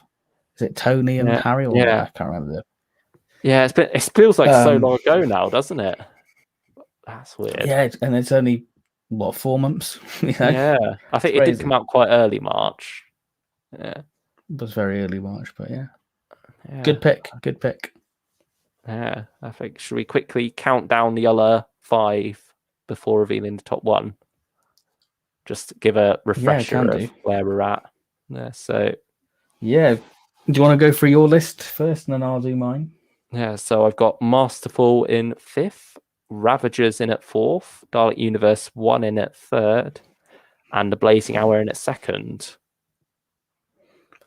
My list so far is number 5, Dalek Universe. Number 4, The War Doctor Begins, Forged in Fire. Number 3, Return of the Cybermen. Number 2, The Blazing Hour. And my honourable mentions are Masterful, The Ninth Doctor Ravagers, and Out of Time 2. Now we have to find a way of somehow Can we count this down and say the same thing at the same time? And turns out we've somehow got 2 completely different things. Yeah. Pretty much. There we go. Right, should we try and do the countdown? Yeah, let's see how badly this is going to go. I'll let you do the countdown, and I'll just be like, haha. And I'll do so it doesn't look like as awkward as the 2 Doctors snap bit with Troughton and Colin. Oh god. Yeah. Okay. 3, 2, 1. Right. Third Doctor Adventures Volume 7. Hey, we got it. We matched. There we are. No surprise. Yeah, I think even before we started putting this list together, even before we counted it down, I think we both knew what was coming in at top spot. Yeah, I think that was the one we knew right from the get-go that this would be number 1. Yeah, I mean, I imagine it was when we talked about our most anticipated releases of the year, it was quite high up there anyway. Oh, definitely, because I love the cover art for it. I think that it is a gorgeous cover. I love it. Did we have that in January? We did. It was quite an early cover reveal. Oh yeah, they revealed it not long after it was a week or 2 after the actual announcement, wasn't it? Yeah, it was pretty early on. So this box set is a big one for Big Finish because it is a complete recast box set, which might make people go, "Oh no, not listening to that." But I think it is a credit to this release to be at number 1 of 2021 so far. We have a love letter to pockets of the Third Doctor era, what we haven't explored on Big Finish, whether that be season 7 and season 11. So, do you want to talk about the stories? Yeah, I would agree that it's this representation of how far the Third Doctor range has come, that we've gotten to this point of having all these recasts, and you don't necessarily notice that at first. You don't notice that we haven't got any of the original cast members because so many of these actors have already earned that position as these characters now, like John and Tim as the Brigadier and the Third Doctor. They really have earned their spots. And then Sadie Miller and Daisy Ashford, who have, Sadie, at least not long before this, stepped into the role with Return of the Cybermen. And so I think she is very quickly really earning the spot of Sarah Jane. Daisy Ashford really stepped up in this release and did a great job as Liz. I think it took a while at first for me to both get used to her and maybe for her to get into character as well with Prime Wards. But now that we're going fully into season 7 territory, it's very much where Liz Shaw is at home, and we get to hear it. She just nails the role, doesn't she? You can just imagine Caroline John saying the lines the same way Daisy says them. And I think it's when it gets to that point where you no longer are struggling with it as a recast that you really do fully accept them and just roll with it in the story. Yeah, I think, like you said, Primord, I feel like had a lot going on. It was a sequel to Inferno. You had Joe Grant, you had the introduction of John Coltrane as a Brigadier as well. Yeah. So it was so easy for Daisy to be sort of lost in the mix. And obviously this story focuses, it is very much a story focused on Liz, isn't it? It is very much dealing with, is it? Yeah, and it sort of is that sort of question of Liz being bored, that she's had this sort of new scientific frontier. Where's the next one? And I think that this is sort of setting up the building blocks of maybe it's time I should start moving on from UNIT. I don't want to just pass the Doctor's test tubes and go, aren't you brilliant? But she is very much the equivalent of the Doctor. She's designed this wonderful network, this early warning satellite system, and she wants the next challenge. Yeah, that's very true. I think it's a very season 7 story as well. It very much grabs that style and runs with it. You've got the sting in there from the Ambassadors of Death as well, just to really evoke the era. But I think also, unlike a lot of my other choices so far, where it's sort of been less about the overall quality and more about just the amount of fun I've had listening, this is obviously, I had a lot of fun listening as well, and the season 7 and season 11 vibes carry, especially season 7. I feel like that's more evocative. Season 11 is sort of, it's got a less clear style to it, which allows the golf to be more of its own thing. But yeah, season 7 specifically, it has that tone, and so it grabs you, and it's really clear what it's trying to do. But also, it's just such a good story as well. Both of them really are. And I will say the golf is not only my favorite story of the year so far, it's also my favorite Third Doctor adventure they have done.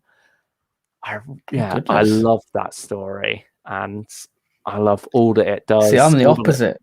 I'm Yeah. more of the Unzel, so I think we're balanced in this now. Yeah, we're very balanced. We've come out with it with the same release at the top, but with a different story on top.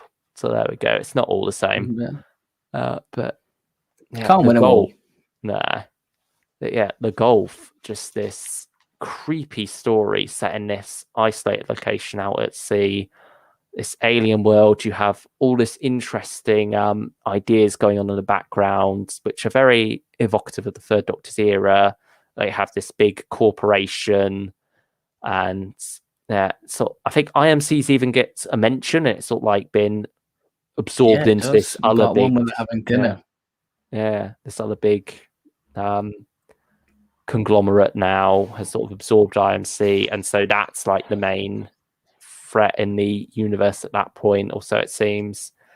But yeah, the story itself deals with much more personal issues, and I think similar to the Green Death, where you have this group of like these more creative people getting away from the world and having their own little community. This sort of has that same thing with this collective, only it's much more artistically driven. Like you have all these different artsy people doing their thing. Paintings, It's a very strong female cast as well. The Third Doctor's the only male character in this, and yet that works very well.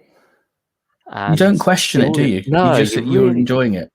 Yeah, and I mean, there's so many stories that are the exact opposite, and with the female companion being the only female character overall, and it's just a bunch of male characters around along with the Doctor. And so having this flipped, it's just a bit of getting even, really, isn't it? And like you said, you don't question it. That's just the way it is. I mean, I didn't realise it until the behind the scenes, and I was like, oh, God, yeah. Yeah, I think it clicked with me earlier, but at the same time, it wasn't like, there's nothing in the story that makes you necessarily realise it other than the fact that that is what it is, I suppose. Like there's no mention to it in the story of the Doctor being the only man there. But it's got a lot of twists and turns as well, so I don't want to get too much into the plot, but would you say it's sort of a bit Water to Mars in a way for the Third Doctor? I mean, in terms of like the monster in a way. It has elements of it. Yeah, and I think it's a very high concept idea as well. It's something that I don't think the Third Doctor era would have tackled on screen necessarily, but it still feels right. And I think it's also nice, like we were saying earlier about how the Doctors are allowed to tear away from their own era now. This is sort of the Third Doctor starting to do that a bit in this story. And because Tim's been the Doctor for 7 volumes now, so I think he's earned, like, at first these box sets had to go along with him because they needed to like be very evocative of the era to help him ease into it. But now that he's really got a handle of this character, we can start to, it's sort of like draw away from that a bit the stabilizers have been taken off him now, haven't they? He can ride his bike now. The stabilizers are off. Katie's not holding his hand now, going, don't worry, Tim, you can do it. It's now Tim riding a bike and just doing it now, which is amazing. But I love the golf. It really is a great story. And then Unzal as well just has so many great moments in it. Like, I think we both agree episode 2 is the best. Episode 2 for me is, I think that's why I enjoyed Unzal, because I was transported to watching the Third Doctor for the first time, because one of my earliest memories of my first Third Doctor story I watched was Inferno. And the moment what cemented John as my Doctor was part 3, when he was being chased by the Brigade Leader's men in Bessie.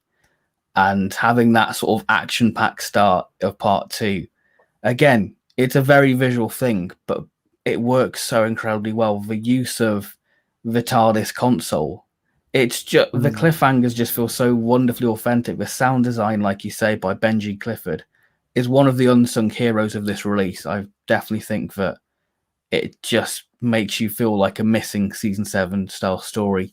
Tim Treloar, I'm gonna say, is best performances in part 4. I really heard John, and that was the first time I actually thought, God, this is John, which is mental, absolutely mental to think that, because I literally forgot that that's Tim, which I think is a real testament. Maybe because I was just so immersed in the story. I absolutely love it. I think the camaraderie between the TARDIS team is brilliant. I shouldn't say TARDIS team, but the unit regulars, I should say. Yeah, especially when they're on the Hercules as well. It gets it better than the TV series does in a way, because you never really have that same, like, all three of them together as a group and as a dynamic with the Doctor, the Brigadier, and Liz. And so here, having them thrown together in this story, you get some great character moments between them. And you get to see that the Third Doctor does respect the Brigadier, even if he's often having a go at him. Well, he does, put his shoulder back into his place, so he's got a bit of care. But I love that bit in sort of part 1 when he's like, "Oh, the Doctor's still not answering my calls," and we get a reference to Corporal Bell, which I loved. It was absolutely marvelous to have that. Just makes it feel very cohesive to the era, really. Yeah, it doesn't seem out of place. True. Yeah, and like you said, it's another one of those things where it takes a lot of things from the era and merges them together, like you say, with the console from Inferno. It's got that sort of style. You've got the Sting from Ambassadors. You've got this like reptile creature, which you've got this web of to the Silurians as well. Yeah, it's a conspiracy thriller. That is what it is. A wonderful conspiracy thriller. Some very strong cliffhangers as well. All 3 cliffhangers are brilliant, I'll say. I say this about the part 2 cliffhanger. I can imagine the CSO cockpit. I can just really picture that sort of, where it's sort of got the yellow sort of fringing of like the outside background with the drones. I can really just picture that. That slight grainy feel what season 7 has. I just loved it. Absolutely love it. It's just a roller coaster ride, particularly episode 2. It is basically the Doctor, Liz, and the Brigadier are fugitives. The unit is against them, and they've just got to unravel this conspiracy web while stopping this incursion. And I said to you that this story has potential to be a Spearhead from Space and Terror of the Auton situation. Because it does have a wider context of who is really behind it. Is it the Unzal? Who is control? Who's given them the technology? It does have potential to be a sequel. And if you've not listened to it, there is a nice little post-credit scene. So stick around to the end to find out what Dankworth was writing. Yeah, and Dankworth as well, portrayed by is it Camille Beeput? I should have a look. Yeah, I'm pretty sure that's the cast in the back. Didn't she play? Oh no, I'm getting mixed up now. She did play Claire Corbett. There we go. Claire Corbett. So it's not the person who played Audrey. Yeah, it is. Is it Claire Corbett? Wait. It's different. No, Claire. Oh no, Claire Corbett is a Ravager. Yeah. Oh, so, yeah, I am getting. Yeah. Claire Beeper is Nova. Oh, yeah. Jane McKenna was Audrey. There we go. That's what. There you go.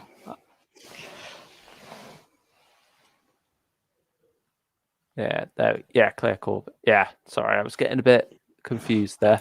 I was like, I'm reading it. Am I reading something wrong? Yeah, but she was. Yeah, there we go. She was in Ravagers, so I wasn't entirely wrong there. But yeah, she does a great job as that villainous role as well. And again, a woman in a very strong position. It's taking the era, still having that same tone, but updating it a little and making things more even for the female characters. Sergeant Atter as well, female sergeant as well. So yeah, it has sort of a sense. I thought she was all right on re-listen because I re-listened to do a review on it. So I guess because I knew what I was expecting out of Atter. So yeah, adds a bit more life to the unit family, I guess. Yeah, that's true. I wonder if they will bring her back at some point as well. Maybe she could be like a little regular while Benton's on his holiday. Maybe, I don't know. Yeah. But yeah. What's your thoughts on the golf then? I think you've said everything about the golf, really. I think that if you want to experience Sadie, then the golf is the one to go for, because I think that she's really captured that. I wouldn't say sort of. I guess the sense of fun Sarah had, because Sarah could be quite. She's very playful, isn't she? Yeah, that's it. That's the word I was looking for, because you can imagine sort of Sarah's sort of playful reaction to the characters. The little jokes about, was the Brigadier left the tap running. You can really get the sense of play within Sarah within this, and I think that Sadie maybe was a little bit scared to sort of let loose, and I feel like she's letting loose now, and I feel like she's doing her mother proud. I think that she's doing wonderful, and I like it. Just feels wonderfully 70s, but she's in this sort of tie-dye overalls, which you can really imagine Sarah wearing. Part 3's cliffhanger, I think, is wonderful. You can really imagine that being done, and it's ambitious, but it doesn't feel out of place, if that makes sense. It's quite a prevalent story in the sense that it is isolation, that people are cut off from the outside world, and I think that a lot of people have experienced that over the past year. So I think that it sort of plays to the Barry Letts sensibilities of let's make a story, even though it's not a 1970s story, but it has that sort of feel that the Pertwee era still resonates in the modern age. Yeah, that's very true. And I think she's similar to John Coleshaw. I initially praised him because you can just hear the mannerisms coming out of him, like the physicality of the role, even though you cannot see any of it. John Coleshaw somehow has this way of indicating to you what he's going for. You can hear the raising of the eyebrow and all those other things the Brig does. And you start to get that here with Sadie now as well. Like when, how Sarah would often bite her bottom lip or something. You get that feeling too throughout this. You can really imagine the physicality of the character. And I think that is high praise when it comes to an audio performance recapturing the television performance of someone else.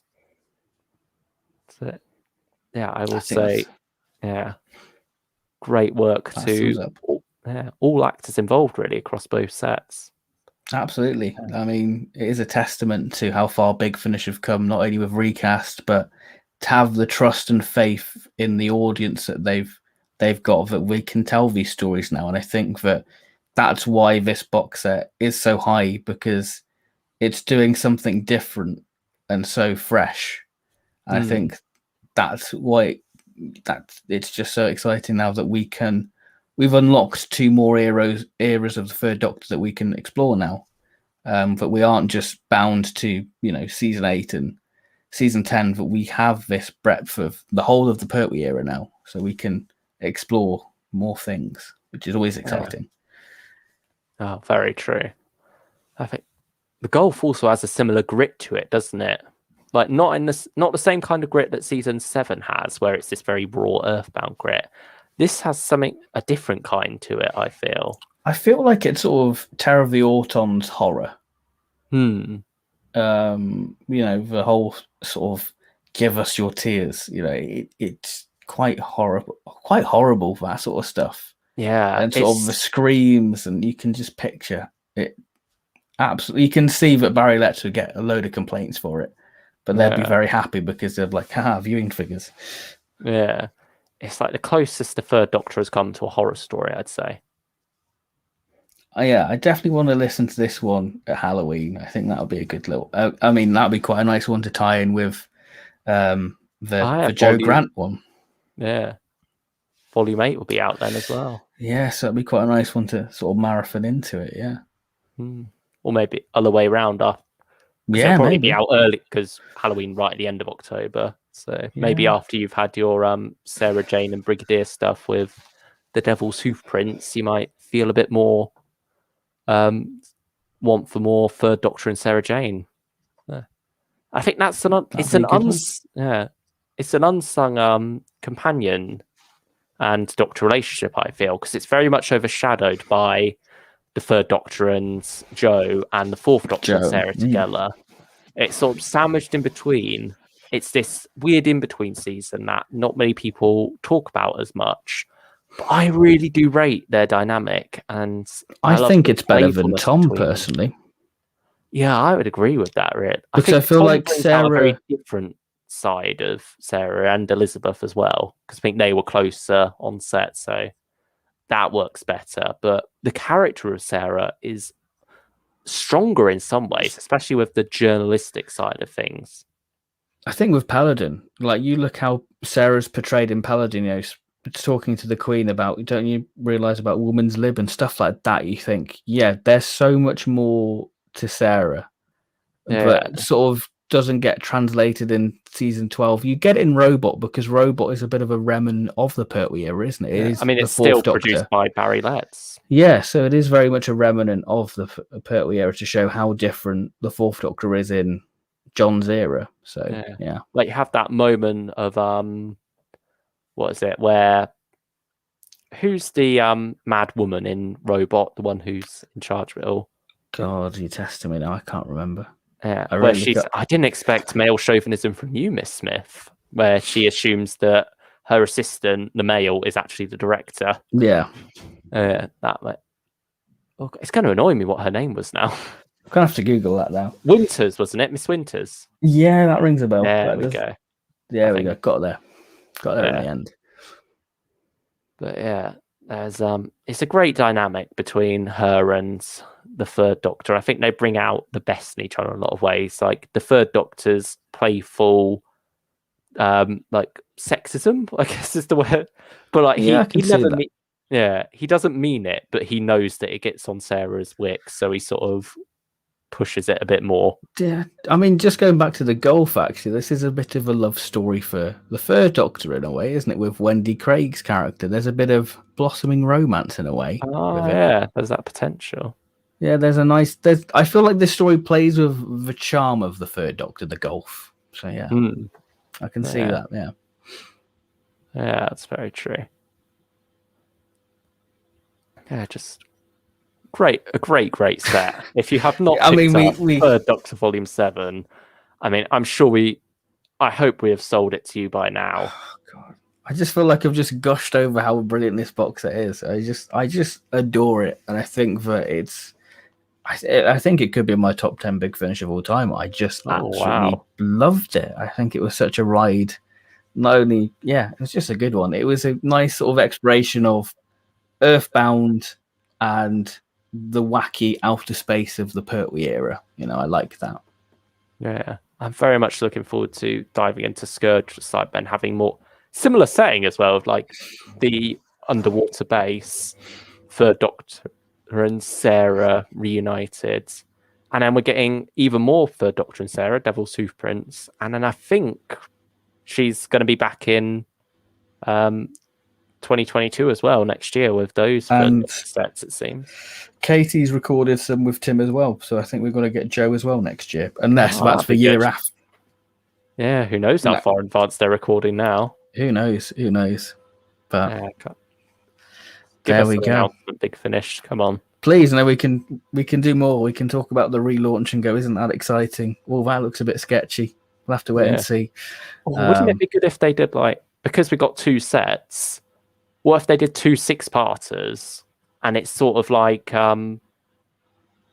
Curse and Monster of Peladon, where we have the first one with Joe, and then the next one going back to the same place with Sarah, but things are a bit different. Oh, that'd be quite interesting. Yeah, I quite like that idea. Or maybe similar to Spearhead and Terror, where 2 different companions but the same threat. foe. Yeah, that'd be quite nice, actually. Yeah, since I feel like they're going to want to find some way of linking them together, the 2 sets. That seems to be what they're doing going forward. Yeah, it does seem to be like a little thread, isn't it? Yeah, but still we'll a way of doing it authentically. Yeah, we're just eager for an announcement now, aren't we? Like, it's been fairly dry so far. Yeah, because you look at the Big Finish website and you just see like the placeholder images, and you're like, God, I really want to know about that, because we don't really know much about next year. We know 5th Doctor 40 and the 4th Doctor, but that's about the extent. I mean, the rest is speculation. The 7th Doctor last day. Beyond the War Games. Again, we know we're getting Dodo, but that's about it. Yeah, and we've got little breadcrumbs of information. It's just we need the actual loaf of bread now. Yeah, I mean, maybe we can get some 3rd Doctor announcements soon, because we've got the 5th Doctor stuff in January. We've got details about that. We got the 4th Doctor stuff in March, and we got details about that. Come on, February, right there. Yeah. You say they've been recording it, so surely fingers crossed. Some information soon, perhaps. We could only hope. Yeah. I think we're all done now for the night. I think we've done our top 5 so far. Like I said, this list could change very easily. We're halfway through the year. It'd be interesting to come back and do this in December or January and see if our top 5 is the same. So that'd be quite exciting. Yeah. Anyone watching right now, would you like to drop your favorite release? We're not going to make you do a whole top 5. It takes ages to pick and eliminate them all, but favorite release, has anyone got any in the chat at the moment? I mean, while people respond to that, would you say that what would you say has been your most surprising release? The release what you didn't expect much from, but you thought, you know what, I'm glad I picked that up. Lone Centurion hasn't had a mention here yet, but I feel, was that the one you were probing for a bit? Yeah, I was thinking, because I was hoping you'd say that, because I was like, okay, that's because I've not heard many people talk about it, but I've heard, from what I have heard, it's got good reviews. So I just want to get your general consensus on it. Yeah, because it's a weird one. It's pure historical in a way, but it's this alternative history, so they've got more freedom to do these different things. I think it's a lot of fun having Rory in this setting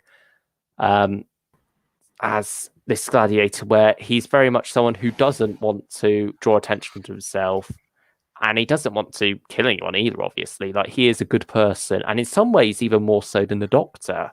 I think there's a lot of stuff throughout the Moffat era of Rory calling out the 11th Doctor on some of his darker moments.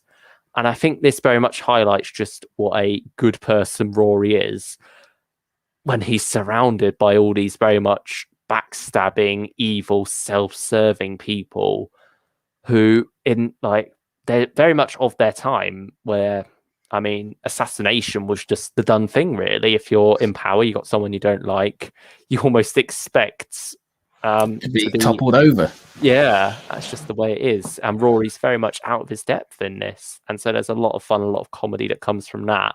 Especially like the second episode, The Unwilling Assassin.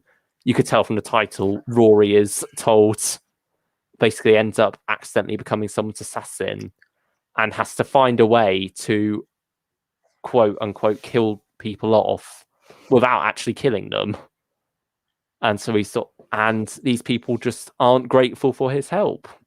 Like, he's saving all these lives and they're just being very rude about it. And I think there's just some great comedy that comes out of that. I think the stories aren't as funny as the extras seem to make them out to be. Like, when you're it's been described as Blackadder, so would you say that's a bit of a mismarket front of the series? Maybe a little. I think I can see the Blackadder in the sense that each series is going to be a different location. Like we're off to Camelot with the next volume, and so it's sort of Blackadder in that sense. And it does have some good comedic elements to it. And I will say I did laugh out loud quite a few times. But overall, it's not like a laugh every minute or as such. And it's got some dull moments, I will say. Like I think it could maybe be that these are half-hour comedy plots stretched into an hour, and like dramas added in to fill that gap, and so that's where it sort of falters a bit in that sense. But my God, it has. Would you say it would work better in like a Tortured Soho format, like the half-an-hour format?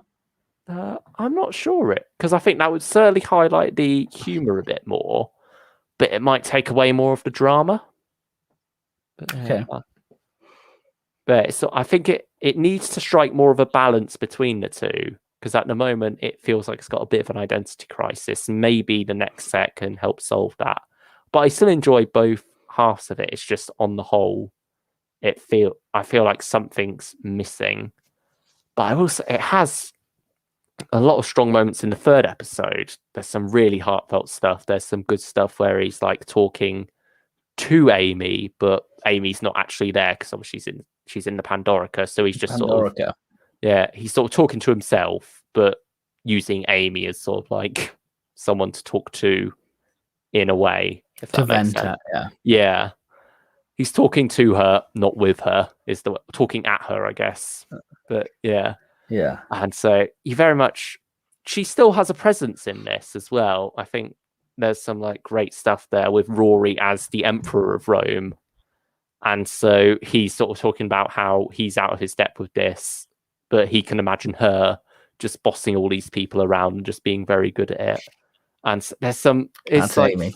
Yeah, it gets the character of Amy down without her even being there. And I think that's what's great about it. And yeah, there's a lot of fun to be had there.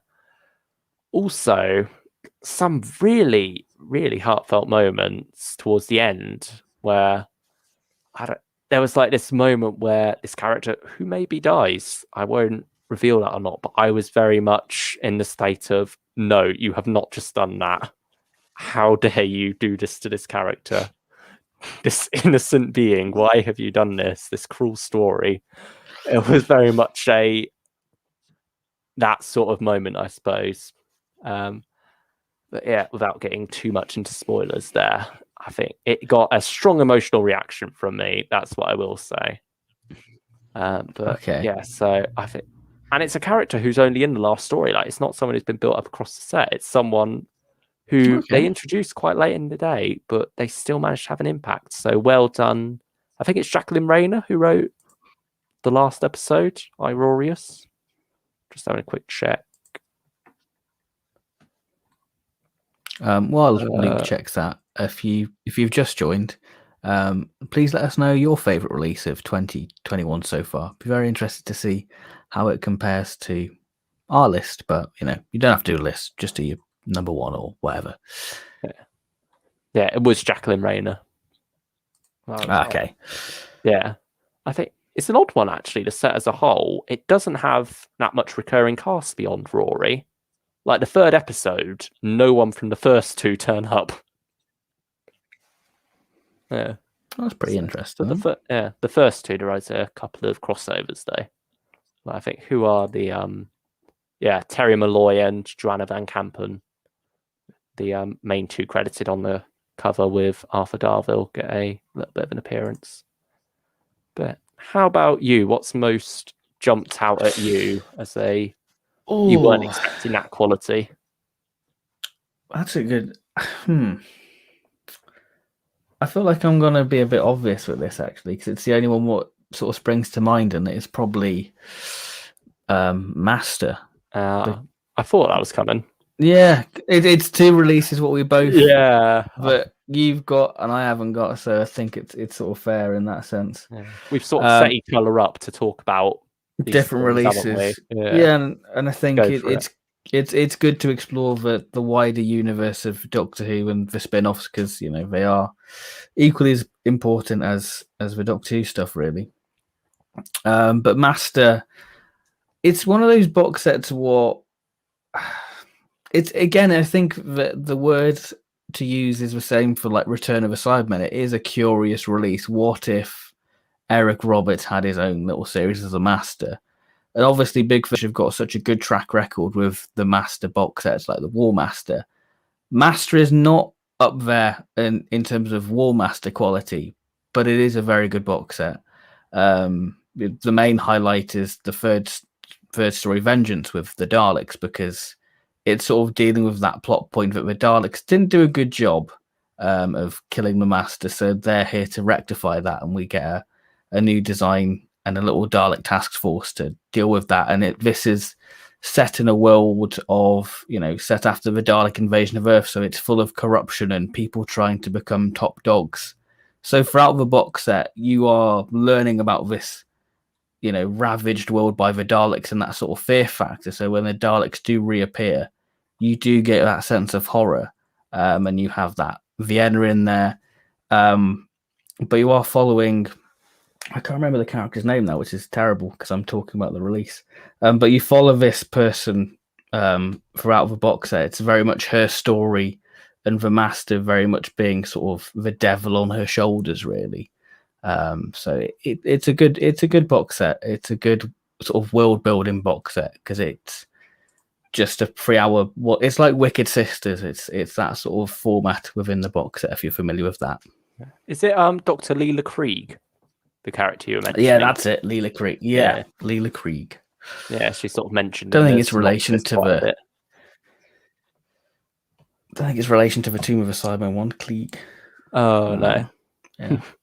No, but there we go. That's an obscure reference Big Finish could have made, but yeah, that is my little surprise release. I mean, I don't know if there's any more surprise releases what I'm gonna pick up this year. I don't know. Oh. Maybe the 11 will be a knockout the park. Maybe. Somehow. Maybe, or the 11th Doctor Chronicles. Maybe that could be a little surprise one. Yeah. So I did enjoy the 12th Doctor Chronicles. Yeah. So maybe it could be that. Yeah. Doesn't look like anyone's dropped anything in the chat. So should we close off with most anticipated for the rest of the year? Yeah, I think that's a good way to drag out a bit longer.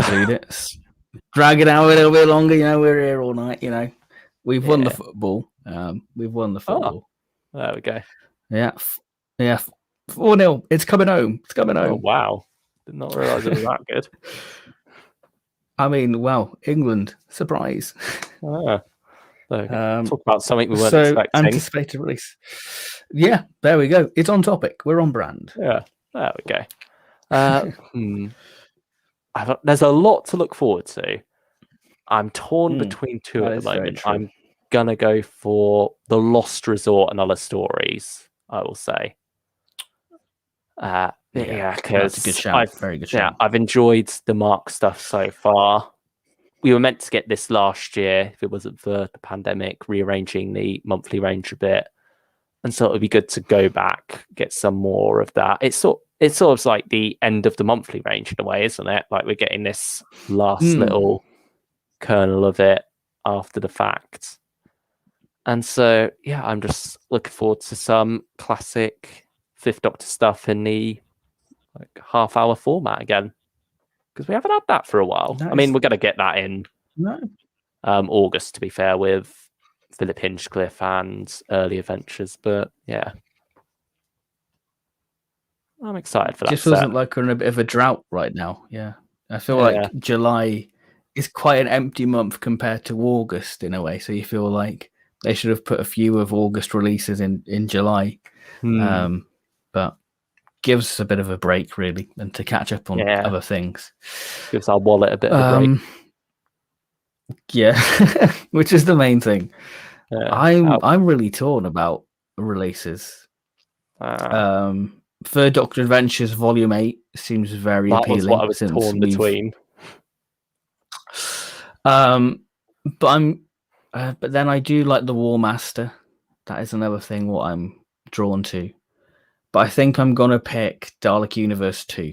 I listened to the trailer today, and I just got goosebumps. I was like, "This sounds really exciting," because I feel like we're getting into the meat of the story. We've had the vegetables now. We can get to the main event. We've had our starter. We're getting into like the main course now of Dalek Universe. So I'm really Dalek excited as about well. that. I mean, that's the reason why it's number one, because it just looks so exciting, that cover. Cover alone, it's just so exciting. So I think that's my most anticipated of 2021 so far. I mean, I just put Dalek Universe. I'm cheating by putting 2 volumes there. Oh no, that's fair. That's fair. Because it's all it's a series. So yeah, I'm excited for Dalek Universe. That's still remaining the hype factor for me. Yeah, I think Dalek Universe 1, despite its flaws, did a good job getting that hype rolling, and really does make you look forward to how the event as a whole is going to pan out.